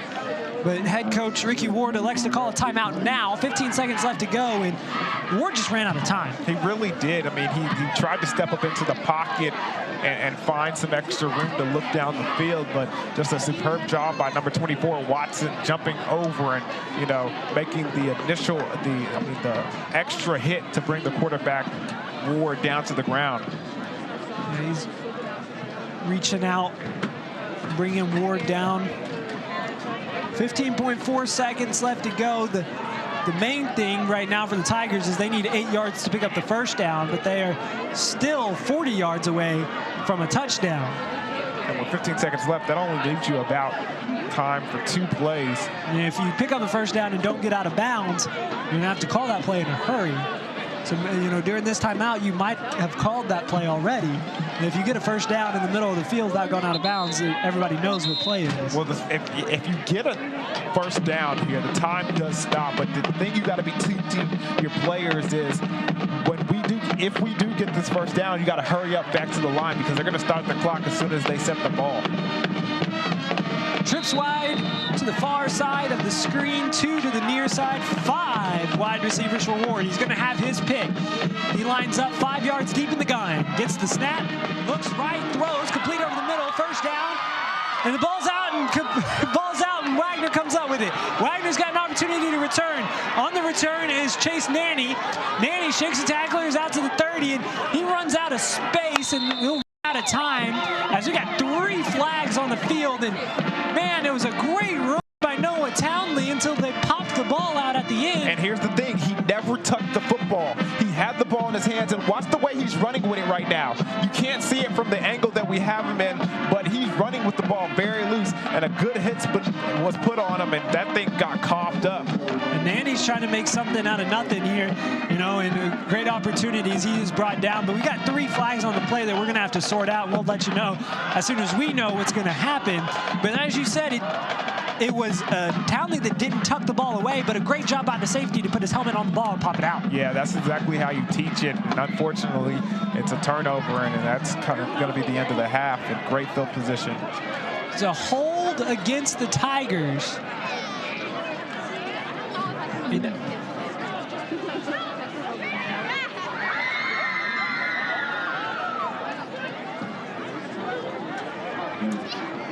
Making sure that they're sorting this out. You can't end the half on a penalty, so you're going to have an untimed down here.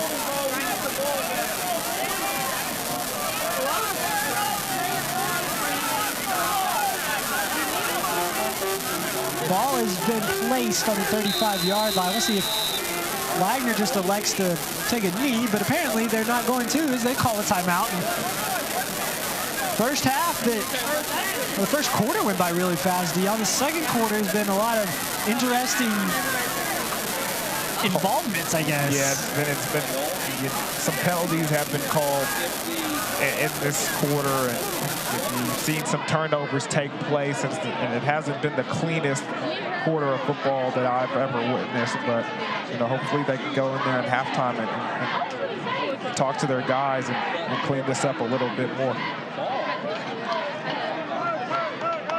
Ball will be spotted on the 35, which means 65 yards to go for the touchdown for Wagner. What are you drawing up? You drawing a little hook and lateral here? Trying to go deep? I don't know. At this point right now, you kind of think that you would just go four verts, keep one in to help block for the quarterback and see what you can get. Because I know this defense is going to be in that, you know, Hail Mary situation kind of defense, and everybody's got to be back, batting the ball down. Dale Condick, the head coach for the Wagner Bulldogs, drew up something. We'll have to see. Oh, pardon me. It's going to be... Because it was holding on the defense. So holding on the defense. Oh, pardon me. Before the turnover took place. Be the Tigers' ball. You're right. I got flip-flopped.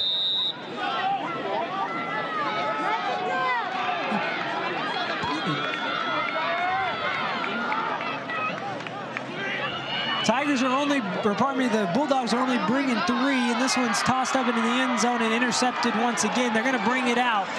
That is Caden Charbonneau, and Charbonneau's got space up the sideline. Charbonneau to the 40, he's going to cut it out into midfield and be brought down by his horse collar right around the 50-yard line. There's another flag on the play. This one out around the 40. And I think that one's going to be a blindside hit, something that they're focused on calling a lot. And you're going to see it take place. Watch this right here. He's going to come and block the defender, and it's a blindside hit. Looks like they are going to pick up the flag and let these guys go into halftime. An entertaining end to the half is what we have, but as we go to the half, the Bulldogs have a 26-6 lead over the Tigers. Come back, we got an entertaining second half coming for you here on the Bravado Wireless Game of the Week.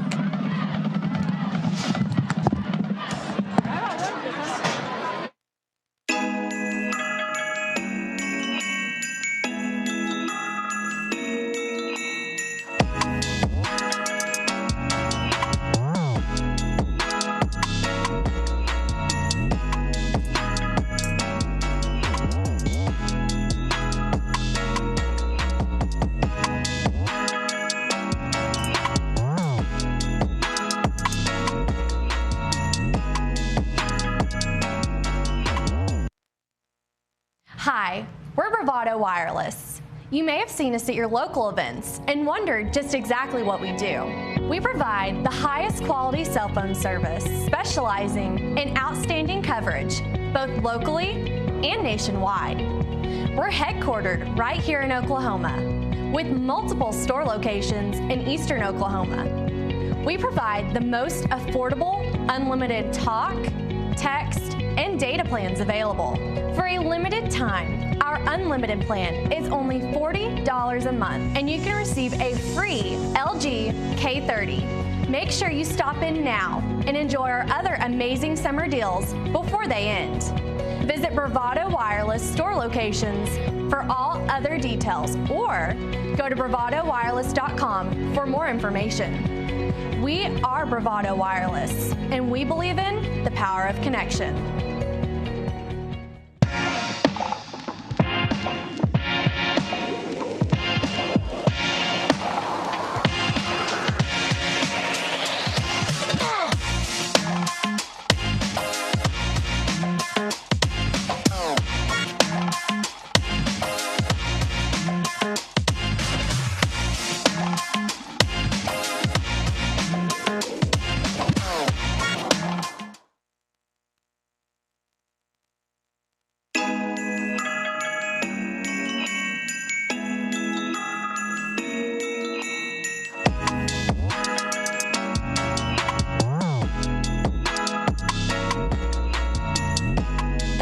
Tonight's game is brought to you by Simtel. Through the power and speed of broadband, Simtel provides innovative television, reliable telephone service, and fast internet connections. Simtel. Live connected.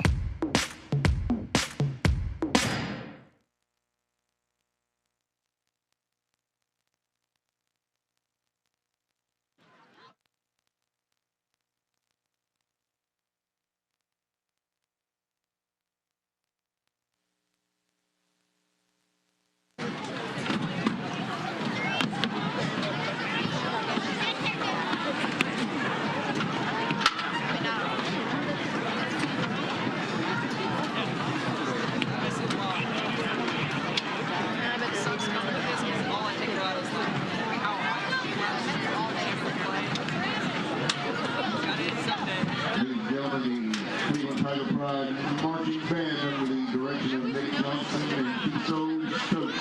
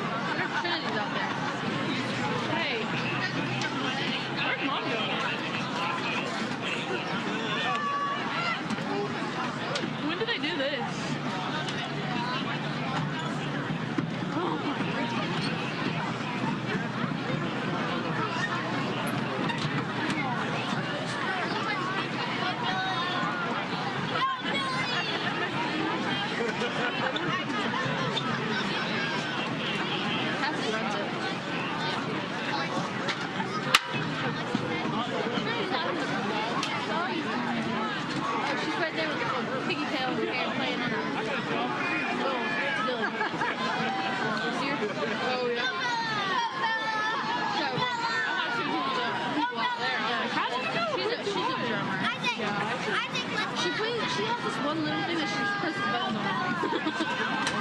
That's what she gets. Watch, she probably won't do anything.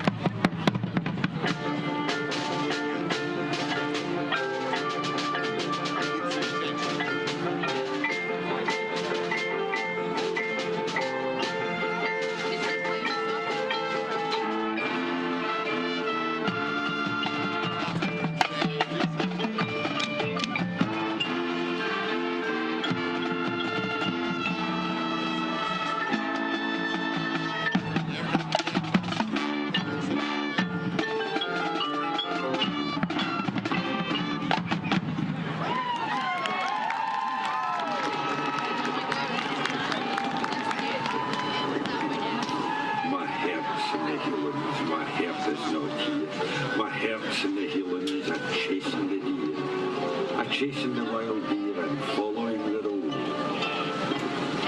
My heart's in the healing, wherever I go.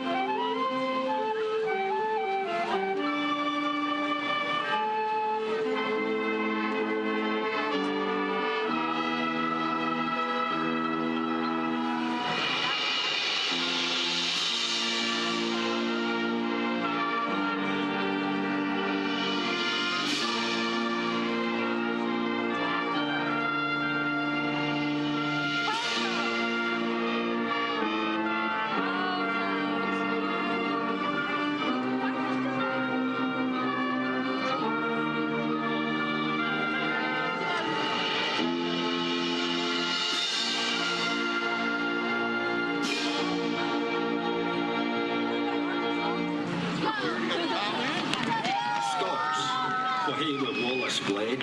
Scots, when Bruce has often led, welcome to your gory bed, or to victory. Lay the proud usurpers low, tyrants fall in every foe, liberties in every blow. Let us do or be.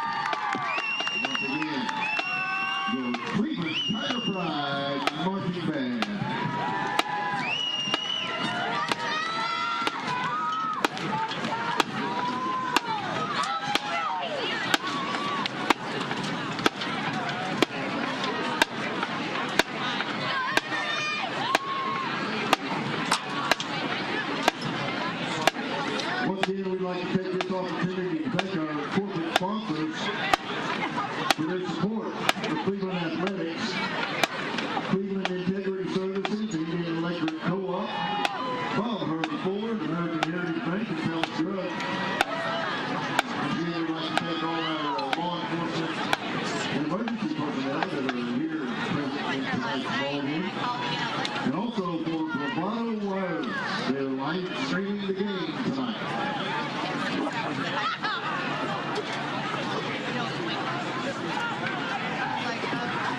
Also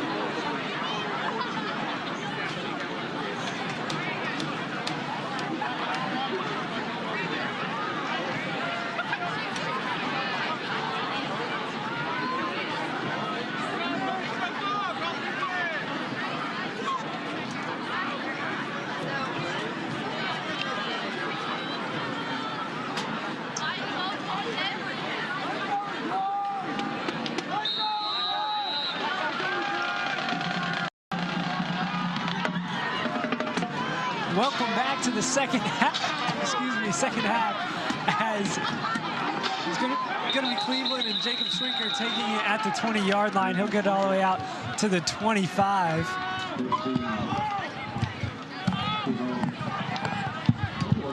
Before he is brought down there, and Dion Keats to the second half for, we'll start with the Tigers who've got the ball right now. Well, I mean, for the Tigers, it's got to be a situation where they find a way to have more success offensively. They had one drive where after that turnover, they turned it into some points. That was good for the morale of the team. And I'm pretty sure, I mean, going into halftime here with that 2-minute drill, they had some success as well. So hopefully they continue with that as they complete the first pass of the quarter. And another flag out on the field as number 25 for the Cleveland Tigers. Chapman hauls in the pass and picks up a good amount of yards in the first down.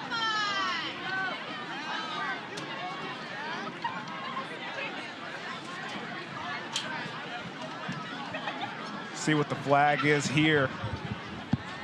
26-6 the score in favor of Wagner. By the way the white hat is pointing, it doesn't look like this is going to be a good result for the Tigers. It is not, as they mark off 10 yards with the ball back at the 30. You could see it was just a simple 5-yard out. Chapman doing a good job of picking up some extra yards, but all that for naught as the penalty brings them back. Ball right on the left hash, 30-yard line. We'll bring up first down and 5. So the hold came well on down the field. Ward is in the gun. He's got Brewer beside him. Drops back, looks left all the way, fired, incomplete. He had a receiver. Intended target was Tristan Jackson, but as Ward was pressured, he threw it just wide of Jackson.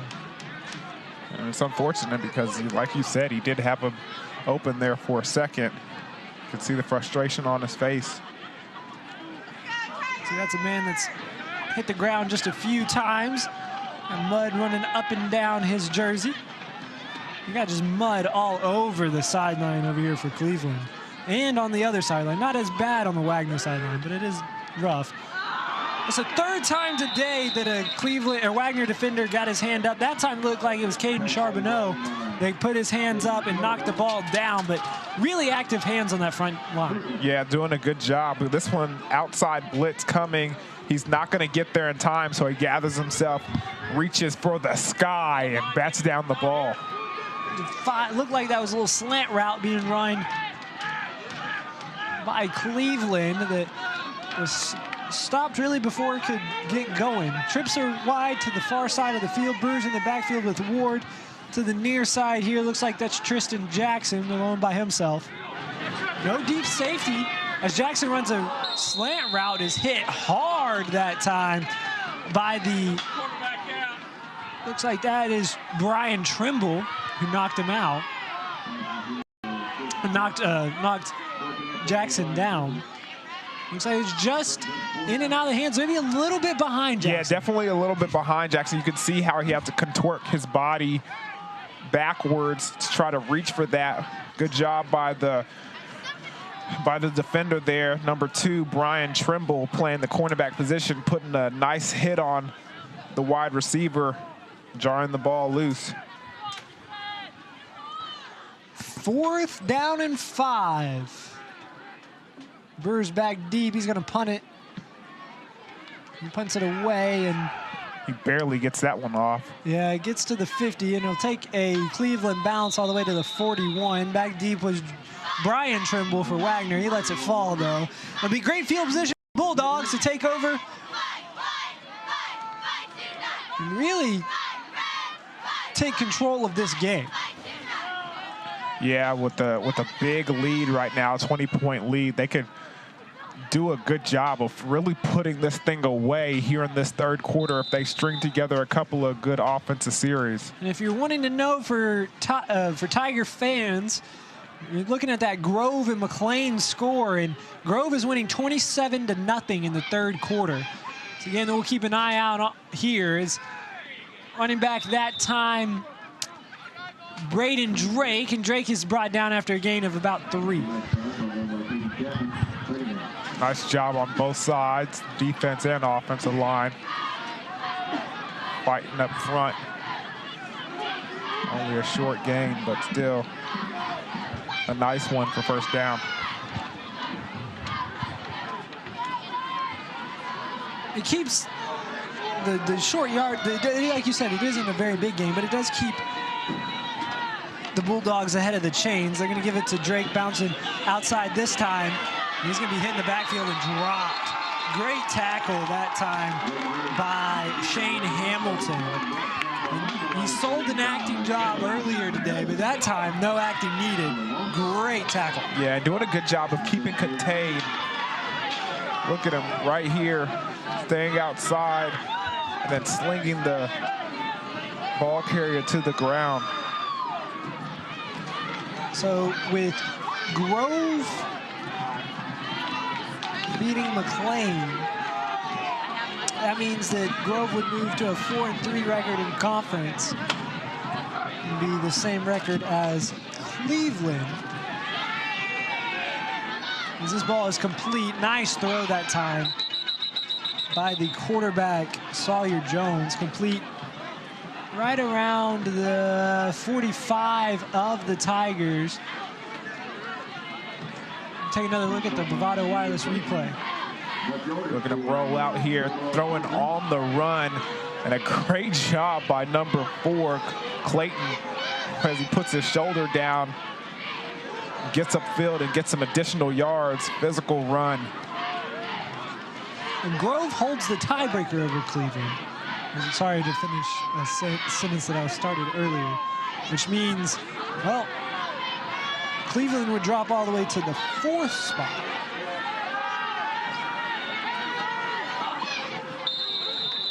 Jones rolling right. That time the pass falls well short of his intended target, Jaden Snyder. Snyder was open, but Jones couldn't get into him, rolling to his right.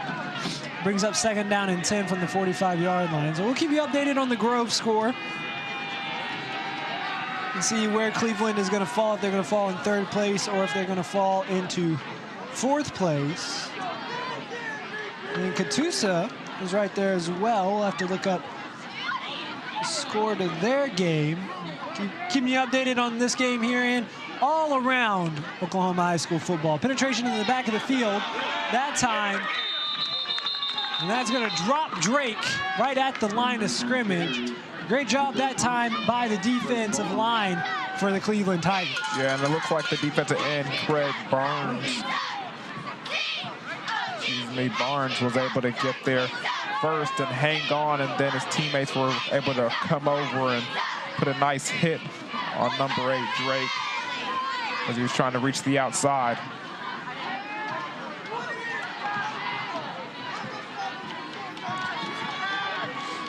Brings up 3rd down and long.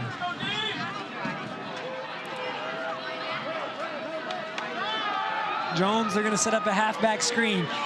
Drake took a while for that play to develop, though, and he couldn't even get back to the line of scrimmage. Dropped at the 48-yard line. It looked like he could have had success, Dion, but Drake, I mean, just couldn't get going up the field. Yeah, and it looked like number 25, the outside linebacker, was able to sniff that out. Looked like Chapman coming off the edge and seeing things clearly, seeing that they were setting up that screen pass. So big lead over McLean Science and Tech, and then Oologah has a 35-14 lead over Catoosa. So that puts, right now, if things stay the same, that would put Cleveland in the 4th spot in the district. They would qualify for the playoffs. This is going to be taken at the 5-yard line. Risky move that time by the Cleveland return man, Caden Reddy. But Reddy is able to haul it in. There is a flag on the play. We might have to do a re-kick as everybody is staying on the field. Yeah, it looked like he was ready for the football. 6. I took a 6. He just kind of used his name over again. Take a 6. Okay. the Cleveland Tigers would take a 6 right about now. Trailing 26-6. That was impressive. Very impressive what you did there. Third down, 7:40, third quarter, pardon me, 7:42. It is fourth down. It looks like Cleveland's gonna try and go for the block. They bring the blitz. The kick is away. Almost got it. This time, Reddy is gonna let this ball trickle on down to the 5. He touches it there. Why? Why would Reddy do that? I know he didn't want the ball to roll any farther, but it was almost stopped, Dion. Yeah, I don't know if he understands the concept right there, but the coaching staff is definitely going to teach him as they're almost out to about the 25-yard line, almost the 20, you know, hollering at Reddy, yelling that he doesn't really need to touch that one. But he's a young guy, a sophomore, back there returning punts.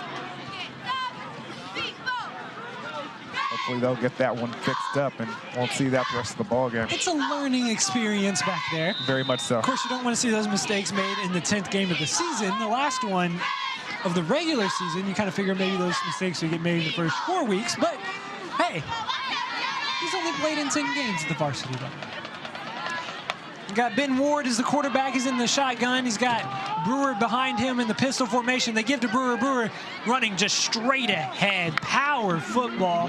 He does gain 3, but there was no hole there for Brewer. He just put his head down and feet turned.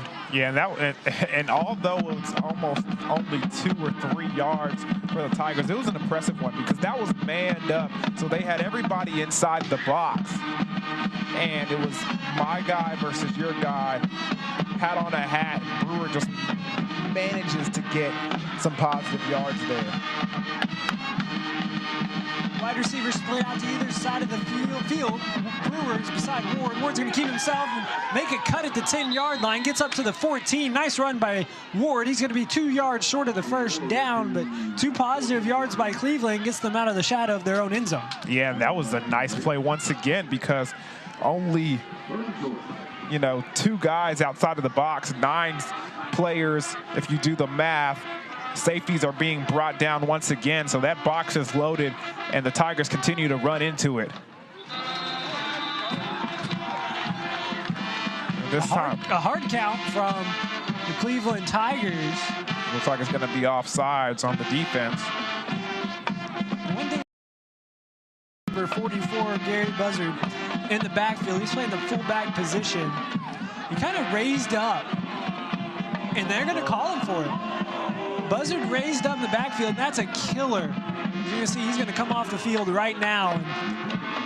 And that's a killer because I don't necessarily know that Wagner jumped off sides because of Buzzard, but it still negates the 5 yards in the first down. And especially the way they were running their offense right now. It looked like they were doing a good job of staying ahead of the change, and now it makes it a very long third down, not such a manageable situation for the offense. 3 wide receivers far side. They bring a blitz off the edge. Caught in and out of the hands. I said caught too soon. Justin Keeler had it in his hands and dropped it. It would have been a first down, and Cleveland would have retained possession. And that's 2 mistakes.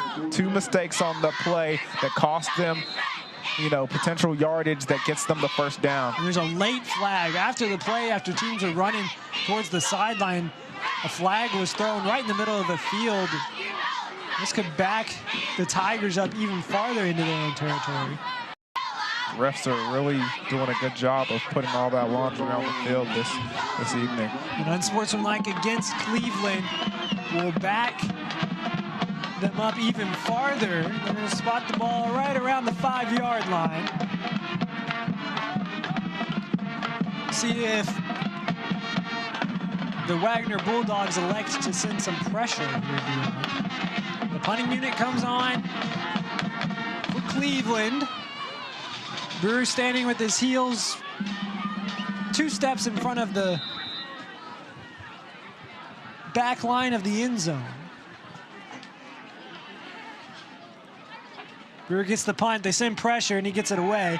It's not a very good kick. It kicks at the 25 and rolls back towards the Tigers. 24? Yeah. Yikes. 24 yards are going to separate the Wagner Bulldogs from extending their 26-6 lead. And that's got to be the best field position that they've seen tonight. I mean, definitely tonight, but maybe all season. Yeah, you're right. I was going to say that they had a possession inside the 10-yard line, but that was Cleveland that had the interception return for really good field position. Or was that Wagner? I think it was Wagner. It was Wagner, so not even their best field position of the night, but it is going to get a little worse as coming off the edge there is some defense from the Tigers and is able to bring down the ball carrier short of the first down, or the line of scrimmage.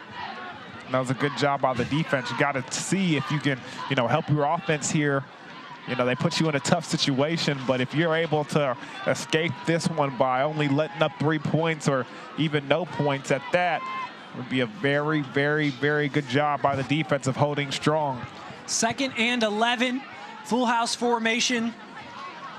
Jones drops back to pass, looking over the middle of the field, throws, and it is complete touchdown, Wagner. That time, the wide receiver, Chase Nanny, comes down with the touchdown, and the lead has been expanded 32-6 in favor of the Bulldogs. Just a great execution by the offense. Easy pitch and catch with the post route from Nanny, and it just falls in his lap as he takes it in for the score. Nanny had a step, but great job by Jones to just put it right in the breadbasket where only his man could come up with it, and he didn't have to break stride.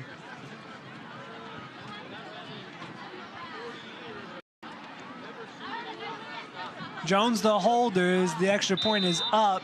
Plenty of distance. It splits the uprights.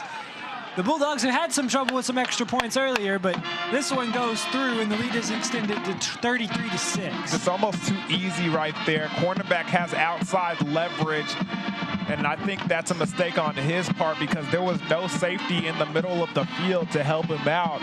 So he should have probably had inside leverage, but Nanny takes advantage of it, runs a nice route, and a good job by Jones hitting them right in the breadbasket, as we said before. Well, Dion, are you tired of traveling over the river and through the woods to grandmother's house just to realize there's no cell phone service? I can't stand that. Well, here's your chance to change all of that. Switch over to Bravado Wireless and you be a part of America's best network while keeping your phone budget to a price even Grandma would approve of. Grandma would not approve of me reading there, because I got my words a little confused, but Grandma would approve of your switch to Bravado Wireless. So do that right now. Go home for the holidays, save a little bit of money, and make the fam proud, as this one is going to be returned all the way up to the 35, right into the mud. Good return that time. Caden ready, but he wasn't ready for this hit that was about to be laid on him right into the mud. He does a good job of getting up the field, though, and picking up positive yardage, but a nice, great form tackle over there by number 22, Hayden Pate, putting on the lumber. You see that right into the mud over there. Did you just realize the tone in your voice whenever you saw that was a great play? It went from that was a good play to that was a great play. Dion over here gets a little bit excited about those defensive guys. You can take the defensive player off the field, but you can't take the defensive out of the player. Very true. That was poetic. We'll say it was something. Rolling to his right is Ward. He throws incomplete, knocked away that time by Marcus Newton.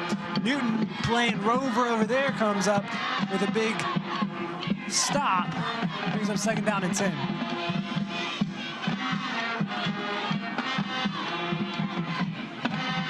(33-6) the score in favor of Wagner. 5:14 and counting in the 3rd quarter. Cleveland, 2 wide receivers to either side of the field. Brewer in the backfield with Ward. Ward rolls to his right, throws, incomplete at the 40. And this team right now, the Tigers, have gotten a little case of the drops.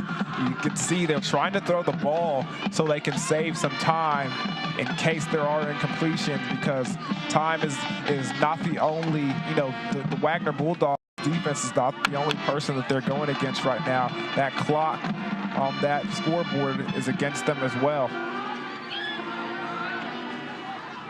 Clock working against them, and right now the offense working against the Tigers as well. 5-11.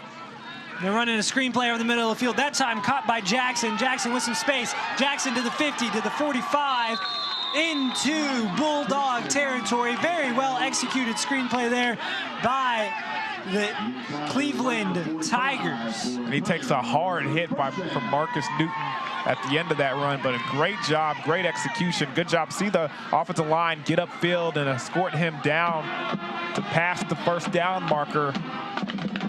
See, used to hate it when those offensive linemen got in the open field on those screen passes. Never want to get caught in between the ball carrier and one of those guys. Two wide receivers right side, throw, slant route, batted in the air, incomplete as that one falls harmlessly to the ground. Dangerous pass as Jackson was running a slant route and hits in his hands. And when that ball goes up into the air, that's open season for a safety. Yeah, it truly is, and they're lucky that one wasn't intercepted.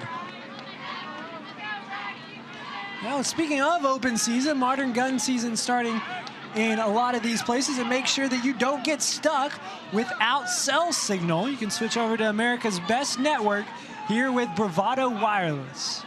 Ball on the 45-yard line. They're going to give it to Brewer right up the middle, and not a whole lot doing that time for Asher Brewer. He'll pick up, they'll call it 2, but it does bring up third down. Yeah, right in the middle over there. Mr. Goodnight brings him down to the grass and tells him good night. Yeah, he's trying to put this game out of reach and go good night back home to Cleveland. Pardon me, Wagner. I ruined the joke. It doesn't work anymore. Dion is upset with me up here in the box. 5 linemen, they all come for Ward, who throws over the middle and incomplete. They're really working the middle of the field, Dion. Just not with much avail, not too much avail. And you kind of understand why they're doing it. A lot of these guys having outside leverage right there in the defensive back position. If the score holds and all the scores around the league hold, the Cleveland Tigers will be the 4 seed coming out of District 3. That means every game will play at 7:30, but that does mean that they will play the first from District 4. As Ward drops back, pass complete around the 30-yard line up to the 28. That's a first down for the Tigers. Pass complete that time to Shane Hamilton. And that's a good job right there. Just cover 4 coverage, pressing forward, and too much cushion on the outside by the cornerback, and the Tigers take advantage of that.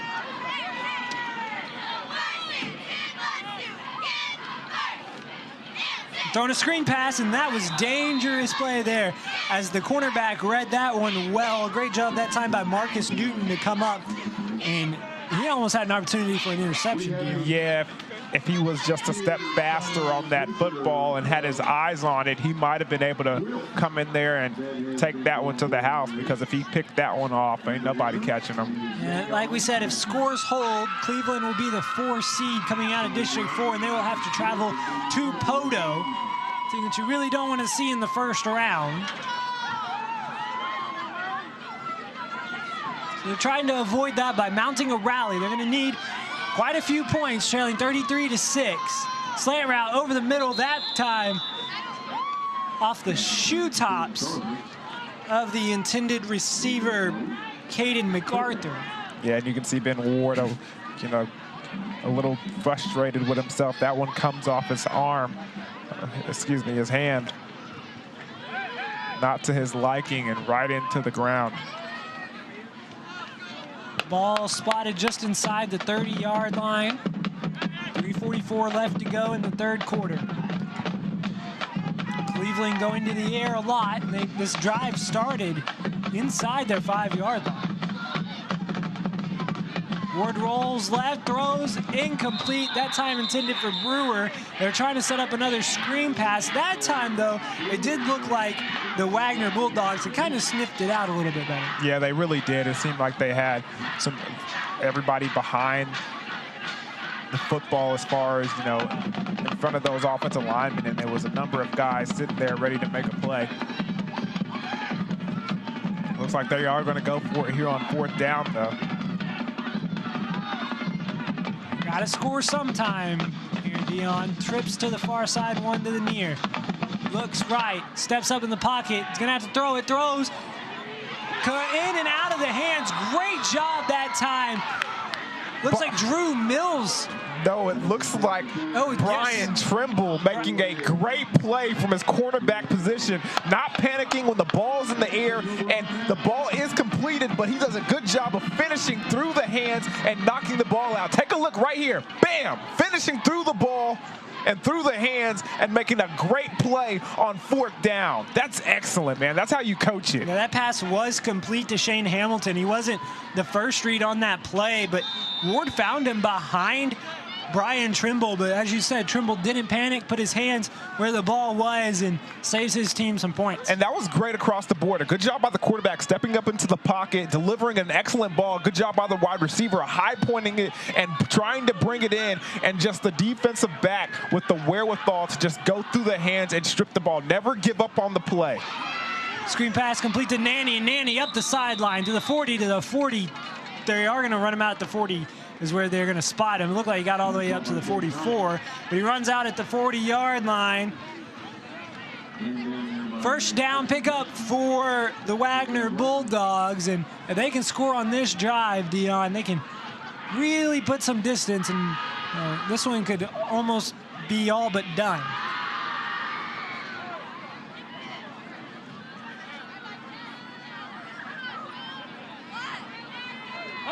Flipping over to the other side, if this score holds, Wagner will be the 2nd place team in the 4A District 3. Looks like it's going to be Jones who tries to keep this one. He shakes off a tackle, runs right side.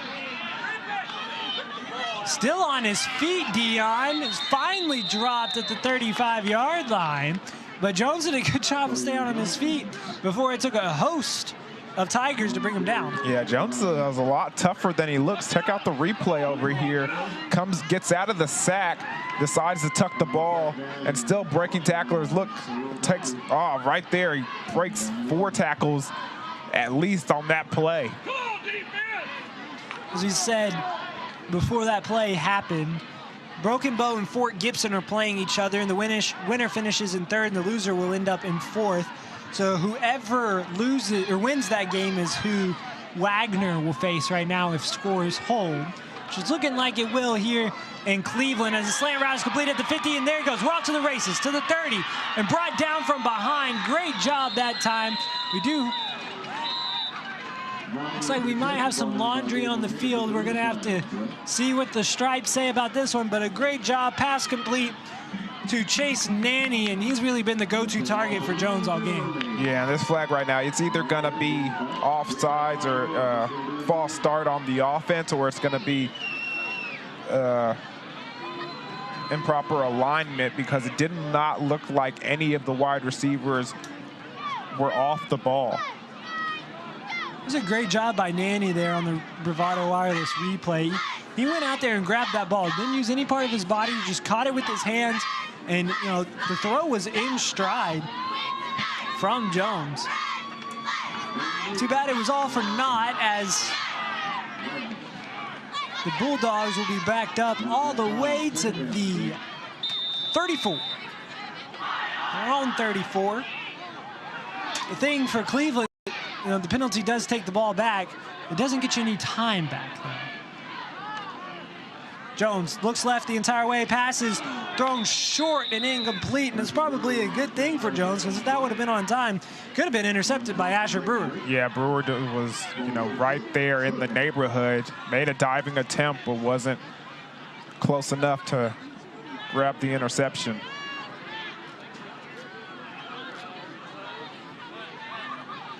(33-6).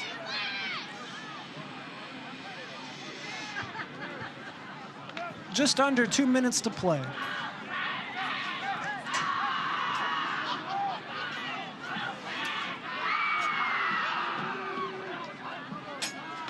Jones drops back. He is looking left all the way.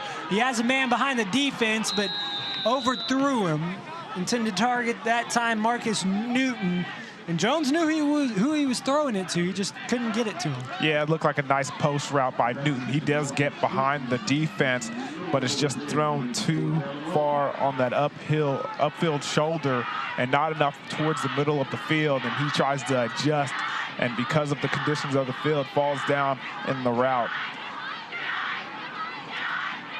Possessions killed that, or pardon me, penalties killed that possession for Wagner, so they'll be forced to punt it away. Cleveland will have another opportunity. 1:38 left to go, third quarter.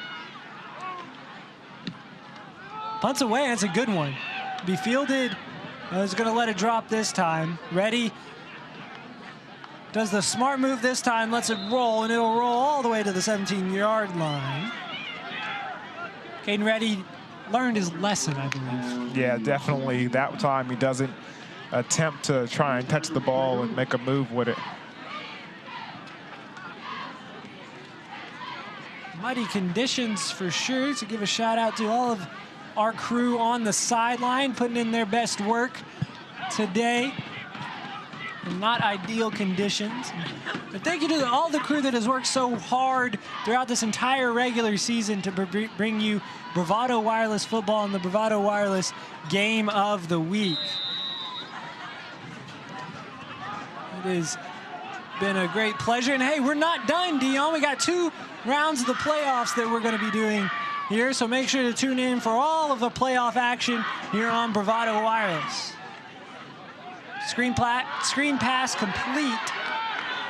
All the way up to the 30-yard line. That time, Justin Keeler gets in on the action. Keeler picks up the first down, and it's a kind of an awkward throw that time by Ben Ward. Looks like he almost slips there in the backfield.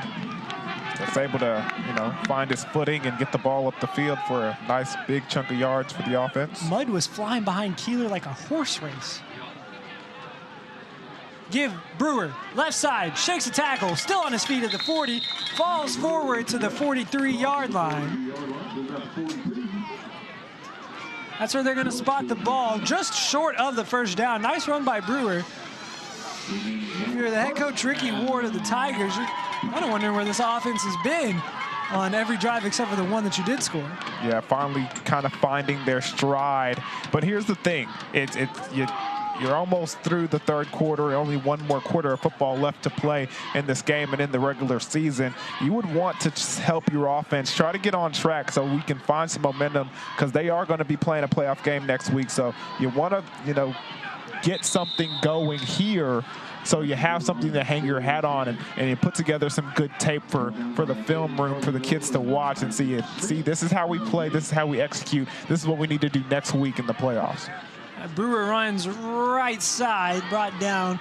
He did pick up a first down, though, on his other run, so it brings up second down and 10. And that's going to be the end of the quarter. Head coach Ricky Ward elects to let this one roll out. And we've got just 12 more minutes left to go, Dion, before, well, the regular season is over here in Oklahoma high school football. Right now, it's Wagner all over Cleveland, 33-6 here on Bravado Wireless.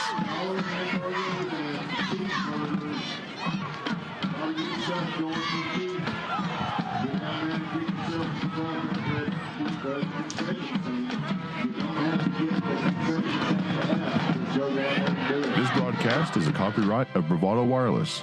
This game and broadcast should not be reproduced, rebroadcast, or otherwise distributed without the express written consent of Bravado Wireless and its management. Tonight's game is brought to you by Simtel. Through the power and speed of broadband, Simtel provides innovative television, reliable telephone service, and fast internet connections. Simtel. Live connected.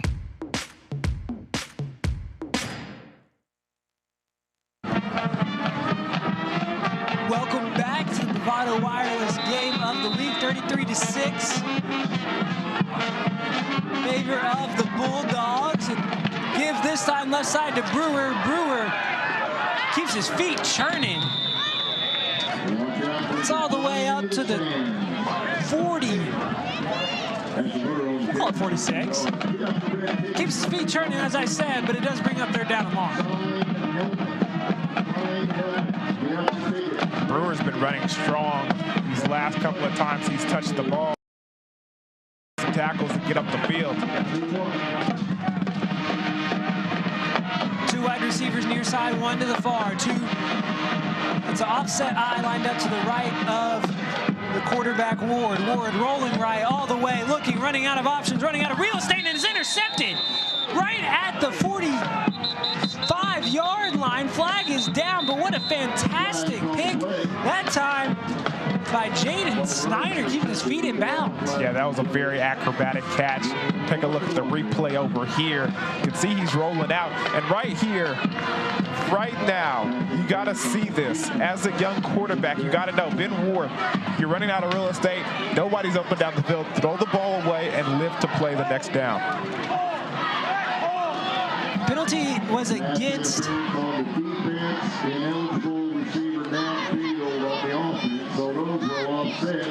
it's offsetting penalties. Yeah, so pass interference on the defense, an eligible player downfield on the offense. So they will offset and they will redo third down. I saw the end of that with the penalty against the Tigers, so I thought that Wagner was going to get to keep the ball. Instead, offsetting penalties, and we're going to get to do it all over again. 11:15 left, fourth quarter, trips wide to the near side of the field, one to the far side. Ward in the gun, looks right, steps up into the pocket, throws over the middle, too high. Intended target that time Justin Keeler. Keeler had a step, but the throw was just a little high. Too much mustard on that hot dog right there. Indeed. Fourth down upcoming for the Tigers. And they're going to bring in a new unit, so it looks like Ricky Ward is going to elect to punt this one away. Almost accepting your fate. Yeah, at this point, I mean, there's no point in giving the Wagner Bulldogs offense the ball when excellent field position by going for it on fourth down. Might as well just punt the football away. Oh, they're going to run a fake. Now they punt it away. There's a weird play as you see the ball lands right in the muck. And that is what we're dealing with today, ladies and gentlemen. That is the sideline of the Cleveland Tigers. There's a late punt by Brewer, who's rolling out to his right. You see some of our crew working right now with the parabolic mic. And man, it's just a muddy, muddy time out there. I think he has boots. Yeah, exactly. That's a fashion statement right there. It's weird. So some of the guys on the sideline have embraced it when the ball is closer on down to the other side of the field. Some of them are standing right into it. Others that are on the sideline are saying, hey, that's a little cold. I don't know if I want to get my feet wet when it's 40 degrees outside. Yeah, I'm not volunteering myself to step in mud on my own, you know. Two wide receivers to the near side as Wagner takes over Jones in the backfield. He gives it this time to Brian Trimble. Trimble bounces it outside, gets past the 45, still on his feet at the 50. To be brought down right around the 45 by a host of Cleveland Tigers, but Trimble running hard and really a balanced runner being able to stay on his feet. Yeah, nice impressive run with that jet sweep to the outside. I wouldn't imagine you're going to see a lot of, you know, passing attempts by this Wagner Bulldog team. I think they've came out here and done what they needed to do and put on an impressive performance on both sides of the ball. I think they're going to try to run the football and run some clock and get out of this one without any injuries. And they bring back in Chochi Watson.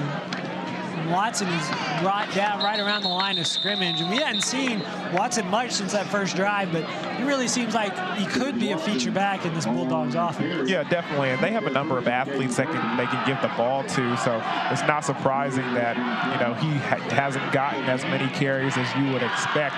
But this is his time right now when you need to really ice the clock and get those tough yards. Put in number 24. He can do it for you. 205 pounds, 5'10". Got that body type to get those hard yards. Clock rolls under 10 minutes. Throw left side, complete slant route that time. It is Chase Nanny. Nanny right around the first down marker. Waiting. First down, they move the chains. That pass was lobbed in there a little bit, but Nanny doing a good job of getting his hands on there and getting up the field and getting the first down. Well, they're giving Nanny plenty of space on the wide side of the field there. As you said, probably not expecting them to throw the ball. No, not at all. It was a good job by Wagner to mix it up a little bit so they can keep possession and keep rolling the clock. Give this time, Watson just now tucks it, runs left side, cuts back at the 35, gets up to the 30. Looked like this official near side wanted to throw his flag, but he puts it back into his pocket right there at the bottom of your screen, right around the 30-yard line. He wanted to, but he pockets it. And clock continues to roll. We're going to be well under 9 minutes by the time this ball is snapped.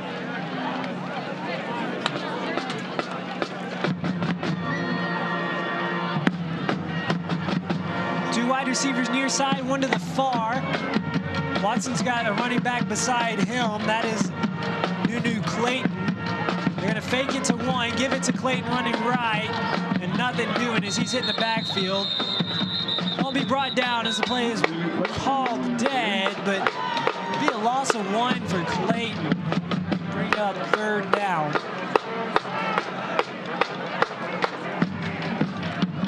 Playoff time is coming. At the end of football season, you know what other season it is, dear? What season is that? Oh, Christmas. And you can give the gift of unlimited internet by checking out Bravado's wireless unlimited internet plans today. Make sure to call your local Bravado wireless dealer as the bootleg is thrown into the flat complete to Nunu Clayton. And once again, the Wagner Bulldogs will move the chains. And also, if you enjoyed tonight's broadcast, you will love more of Bravado TV's original program. Tuesdays at 7 p.m. you can catch Jacob Toby and Dion Amade in End Zone. Hey, that's you! Yeah, that's me, buddy. In End Zone as they break down everything happening in Oklahoma sports. You talk about Oklahoma sports on TV? Every Tuesday. You're famous. Something like that. First down for the Wagner Bulldogs. They want to become famous by getting into the playoffs, and that will help as Watson, full steam ahead, hits the truck stick along the way. And that's just a guy right there where you see, like you said, full steam ahead. You do not want to get in front of that choo-choo train. Yeah, it's kind of like Dion coming out of the Popeyes parking lot. Don't want to get in front of that train. Too soon. Too soon. Well, Dion is on his way here to Cleveland, Oklahoma, stopped in by Popeyes. And, well, it's okay, Dion. You do what you got to do, man. Hey, you know, had a slight accident, but he got here. That's all that matters.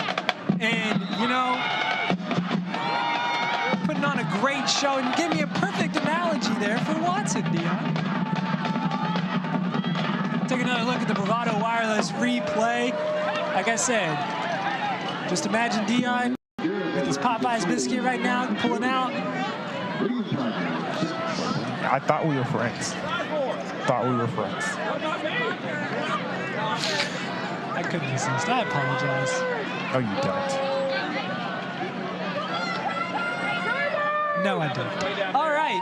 Back to the ball game. It's a 40-6 ball game in favor of Wagner, and man, they've really put it on Cleveland and shown that, you know, they belong at the top of this 3A district 3 or 4A district. Yeah, they certainly do, and I mean, this team is a well-oiled machine. If we can, you know, take evidence by tonight's performance, and I have no concerns for them going into the playoffs. It just depends on how far they will get. Before we leave, as there's 7:30 left to go in the fourth quarter, the kickoff toe hits leather here. dribbles, going to be fielded at the 28. This time the up man who takes it is Quentin Wills. Wills will be dropped just past the 40-yard line. That's where the Cleveland Tigers will take over. But all right, Dion, we got a Bravado Wireless trivia question for you. Are you ready? As ready as I'll ever be. All right. Back in 1952, an Oklahoma running back was a Heisman winner.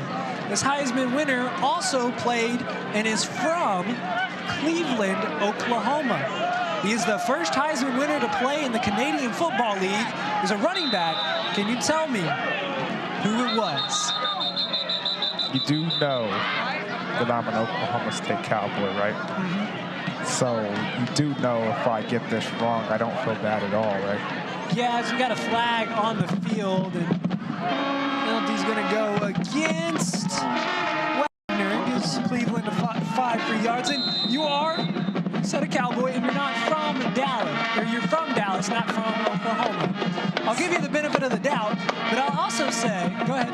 I would like to make a guess, though. Did you look at the answer? I did not look at the answer. Okay. Go ahead, make it is. Is it Billy Sims Barbecue?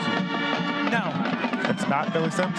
Billy Sims. I don't know of a Billy Sims, no. As that one is taken by Brewer right about to the first down marker. You got the first name right. Is his name Billy? Last name Sim? No. Then what's the answer? I'll also say his name is on the stadium here in Cleveland, Oklahoma. It's right above us here in the press box. And check your awareness here.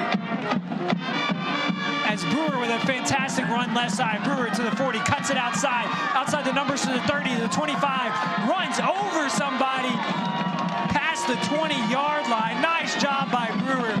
He gets the Tigers into their territory, or into Bulldog territory, but a fantastic run by Brewer. Yeah, take a look at this as he bounced the ball. He keeps it between the tackles, stays behind the line, kind of hides back there, and bounces his outside. And look at the physical way he finishes off the run. Take another look from the front angle here. Does a nice job sticking behind his blockers and then seeing some daylight and bouncing outside. This time the running back is Caden Reddy. Reddy runs right into the teeth of the defense and brings up second down. I saw you searching through some of the papers here in the press box, Dion, as you take another look at that time. This is the Brewer run from the previous play.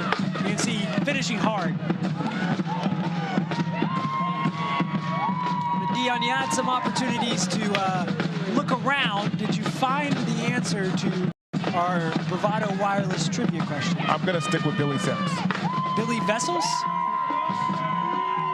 Who's that? Billy Vessels is who the stadium is named after, from Cleveland. As this pass is complete, hard hit, right around the 14-yard line, falls forward to the 12. That time pass complete. And I'll tell you right now. Great, Gabe Martinez, go ahead, Dion. Yeah, and take a look at this replay. Marcus Newton does a good job of staying away from the head area, and no, excuse me, not Marcus Newton, number 6, Max Brown, does a good job of staying away from the head area and trying to put his shoulder pad on that football and jar it loose. It doesn't come out, but that's the way you're supposed to teach it coming from that safety area. Quarterback draw up the middle. It gets to the 5-yard line as the keeper for Ben Ward. And before Cleveland tries to punch this in, Billy Vessels is who I told you he is. He's an Oklahoma running back. In 1952, won the Heisman Trophy. He's the first Heisman to play in the Canadian Football League. That is the answer. Why didn't he play in the NFL? He did. But after being drafted, actually, I don't know if he did or not. I looked him up. Now I can't remember. It wasn't even called the Canadian Football League back then. Fun fact. What was it called? Give this time Brewer left side, touchdown Tigers. And that's a good drive. That's something that I talked about earlier. This offense putting together drives that they can watch on film and be proud of, and things that can show an example of how they need to execute during next week's playoff game. And they're going to have to execute very well as they're going to travel to Poto to play the Poto Pirates. So a pretty scenic venue, by the way. We made a trip out to Poto earlier this year as they played McAllister. Played their former head coach as well. Wait here for the extra point as it is up, and it is through the uprights. A 40-13 lead now for Wagner, but it's a scenic place to play football. Just taking a look at Brewers Run. Is it the tallest hill in Oklahoma? Because it couldn't quite, it's like 5 feet short of being a mountain. You remember Poto? You're looking at me like you don't. I remember the great view and the excellent football that we saw, but I don't remember that joke. It wasn't a joke. That was a legit thing. There was the view, the hill that was behind us, like 5 feet short of becoming a mountain. I heard that. That is fact. It's not a joke. Sure. You're so funny, man. Great football played in Poto. And the Pirates contenders for sure in 4A. For some redemption as they came up short last year. Class 4A has got some talents, Dion. Who do you think has a shot at taking the title home? Oh, well, definitely, first of all, Wagner. I mean, they always, this is one of the top powerhouse football programs in the state, and a team that we've Ball's on the ground, that's in play, and it's picked up at the 30 by the Bulldogs. Now, if you take a look at the replay, Caden Reddy, who fields this, actually stepped out of bounds before he does field it, but it's so muddy over there, the ball just hits and stops. It couldn't be caught that time by Chase that's Nanny. Yeah, so look, you can see the line is just, you can't tell what's out of bounds and what's not. And because, look, the referees are trying to decide if it's out of bounds or not.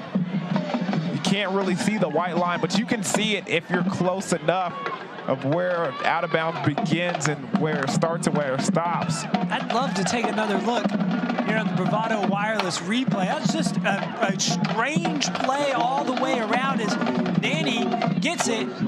He's calling for a fair catch the entire way, and he thinks that that's out of bounds. But you see the man that picked it up went out of bounds by himself, which is that's not necessarily legal. He can't be the first one to touch the football if he steps out of bounds on his own. But that's okay.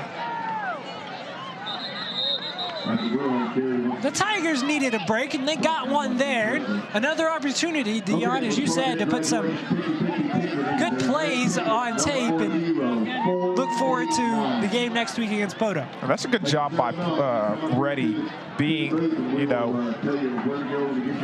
aware of the situation, not giving up on the play, and essentially being ready to make a play. Play clock rolling, under 15 to go. The game clock stuck at 4:08. Pitch left side, and I can't even tell who that is. His number is just caked in mud. Yeah, that's Reddy right there, and a nice tackle by Goodnight, stretching that to the outside and having the speed to get there.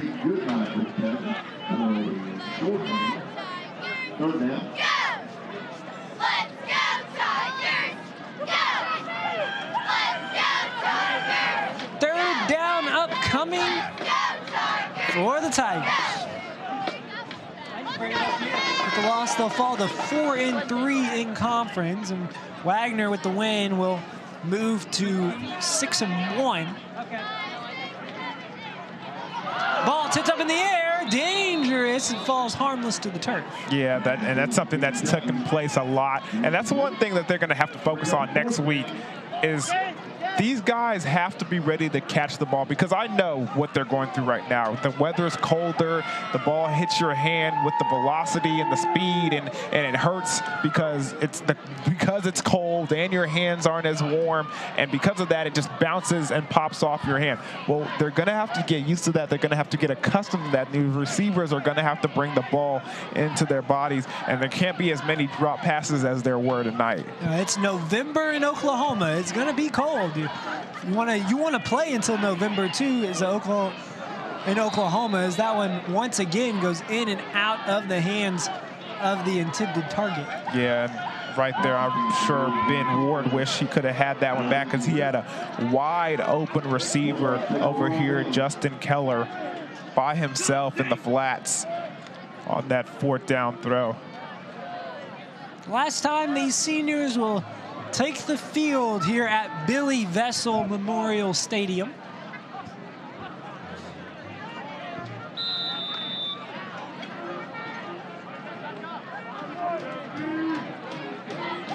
Dion, we've gotten to travel all over Eastern Oklahoma, call some fantastic games. It looks like the Bulldogs are going to bring in some backups now. We'll tell you the quarterback is going to be sophomore Max Brown.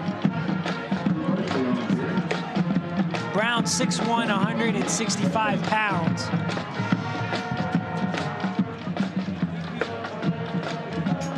Comes in for his first drive of the game. Just a sophomore getting some reps, and it's a good opportunity for some guys, you know, to build on for next year. Yeah, definitely. I mean, you always have to, you know, look at the positives, and if you're looking, that's one of the things that you can find.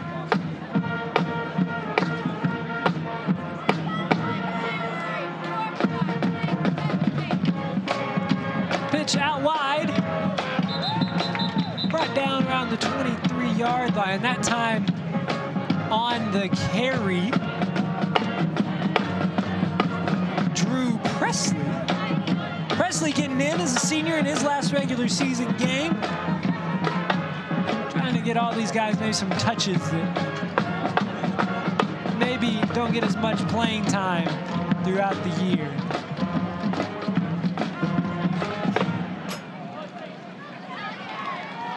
Clock still rolling under 2 minutes. Play clock is at 5. Rolling right, and it's going to be a keeper this time for Brown. Brown pushes forward, gets the first down, and that should do it here, Dion. A few kneel downs away from a Wagner Bulldogs victory, and they will take over 2nd place in their division. And take on, as we said, with the Wagner victory, they're either going to play Broken Bow or Fort Gibson. We'll make sure to get you that score as well.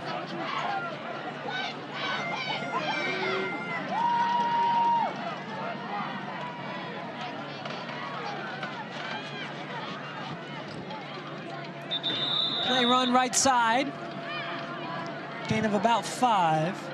Catoosa and Oologah. Oologah's won that game 64-27, so Catoosa is officially eliminated from playoff contention. Bristow beats Miami 43-23. Poto winning 42-0 over Hilldale. That's who it looks like the Tigers are going to be playing next week.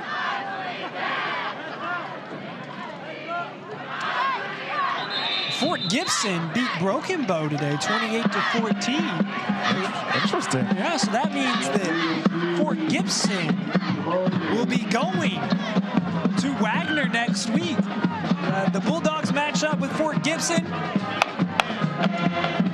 The Cleveland Tigers travel to Poto, and that is the final. Clock hits all zeros, and it's 40-13. Wagner comes into Cleveland and spoils senior day for the Tigers.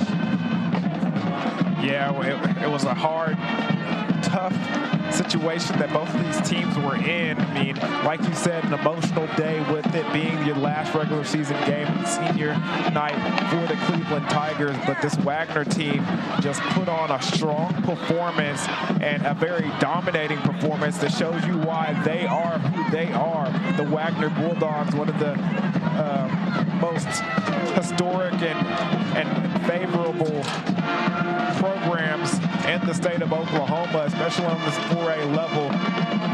We take a look now at the Bravado Wireless second half highlights, and both teams are going to their sideline to sing the alma mater for their respective schools. Take a look right now at some of the highlights, but this is just an emotional game. These guys get to play another game. So the season is not over for either one of these teams, but you still wanted to end it the right way, and for the Tigers, it just didn't. As you see, that's a nice interception along the sidelines. It ended up being called back, but Jane Snyder gets a good pick, and then this man right here, Chochi Watson, pardon me, is a man among boys. Yeah, he ran with a full head of steam all night, looked to be unstoppable. He didn't get as many touches as we thought he would, but he was kind of playing both ways, so a good job by this Wagner coaching staff of keeping his snaps on offense a little limited, but it wasn't the only one running with a full head of steam. Brewer did some good things between the tackles as well and handled himself in the manner that you can be proud of. Most definitely. We'll take one last look at some of the highlights. Winding down here from our time in Wagner. Fans showed up, and it's just a weird play right here that stays inbounds.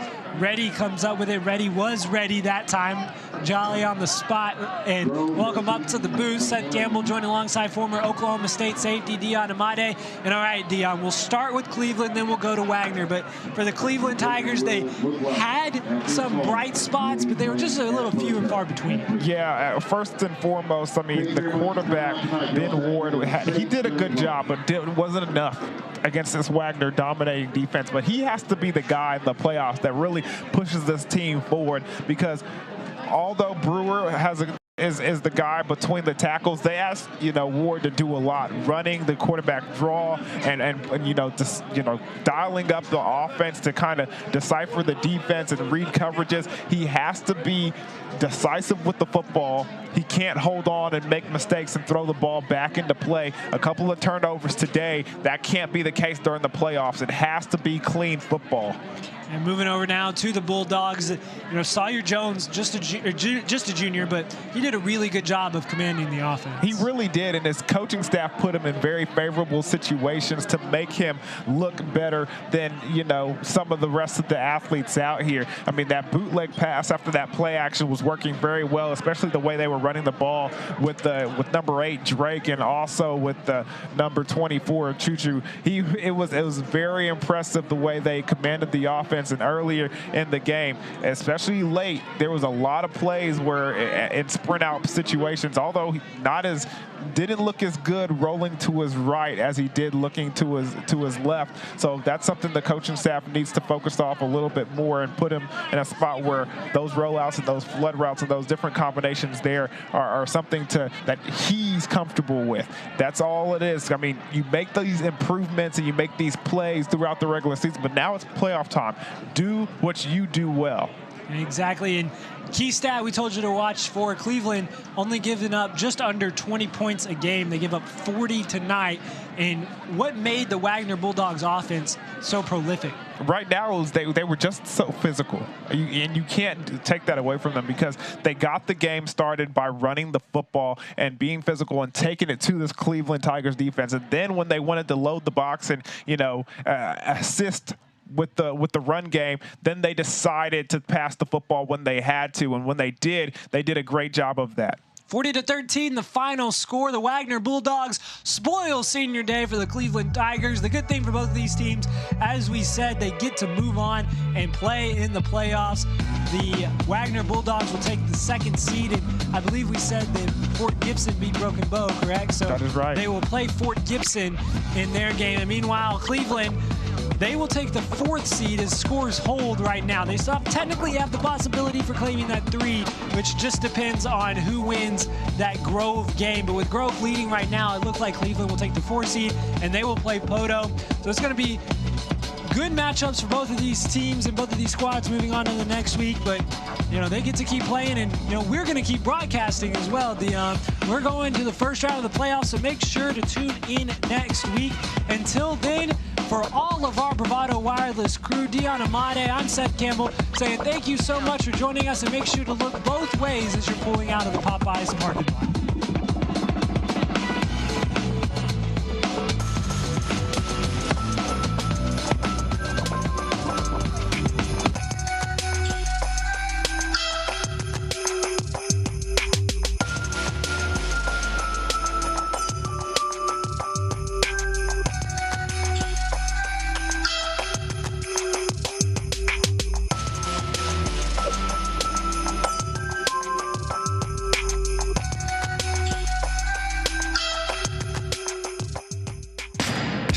is brought to you by Simtel. Through the power and speed of broadband, Simtel provides innovative television, reliable telephone service, and fast internet connections. Simtel. Live connected.